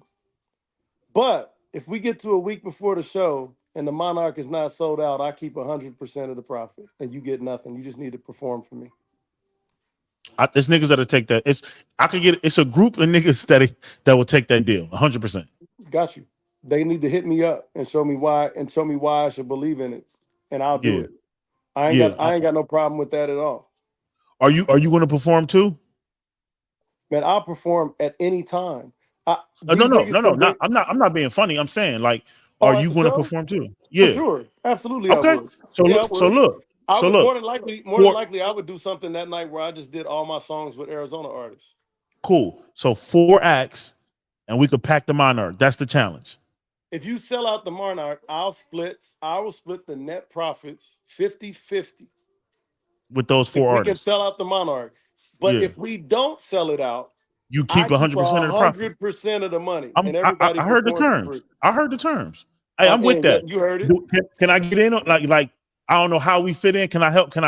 We can facilitate it, bro. At the end of the day, if we split some bands and if we have a safe show, artists get an opportunity to put their talent and their songs on display. They get an opportunity to sell merch. We'll put together something where artists get, we can even structure where the artists get a kickback for a certain amount. You rapper niggas talk fast. I know you're gonna take care of rappers. I know that's what you do. Can I get in on it? Yeah, that's what I'm. So check this out. You've seen a lot of show flyers, right? Yeah. Most people around here don't. I know they don't know this. At the bottom of the show flyer, the only logos that are supposed to appear are the people that put the show on. It should never be an artist logo. It should never be that. The artist logos go everywhere else. The very bottom of the Charles of the Jones inbox me right now. Keep going. Is for the people that finance the show. So I'm willing to put everybody's name at the bottom of there, but if we don't sell the show out, we're gonna cross 2 of them bitches off, and I'm taking all the money. 100%. I'm with that. We'll link up. But I'll tell you this: we'll high five and we'll take some shots. And we'll celebrate a bunch of young black niggas that's out there that's trying to get their music right. And we'll let them perform through a good sound system, and we'll get them recorded well where they can put together electronic press kits and go get out on tour. You know what I mean? Go out and do that kind of shit. That's the kind of shit I get off on is can I go and build something? You and I both come from an athletic background, right? Mm-hmm. So competing is what I do. You issued the challenge. I'm gonna call you. We're gonna put this together. And because honestly, with your ideal, nobody loses either way. but I bet that we could do it. So I'm gonna fuck with you. Tickets can't be no more. I don't want $60 tickets. Like, let's make tickets 25. No. You know, something like okay. We should be talking about a tiered ticket, a $25 general admission Cool. ticket, a Cool. $50 meet and greet ticket where they can come and get Cool. merch and get something signed by a fan, or they get the Bet that. front of the stage access. And we selling that, Something and we like gotta sell that bitch out. All right, bet that. All we gotta do is sell it out. Say less. I'm gonna hit you, man. Hey, this is Herb. This is High Def from Unconventional Kings. Y'all go to Unconventional Kings on X, Instagram, Facebook. They got their own page. You get Herb Dalton on everything.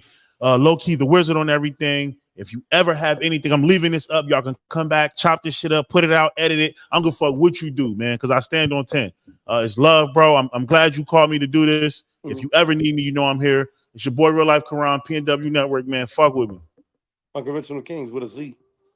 Yes, sir.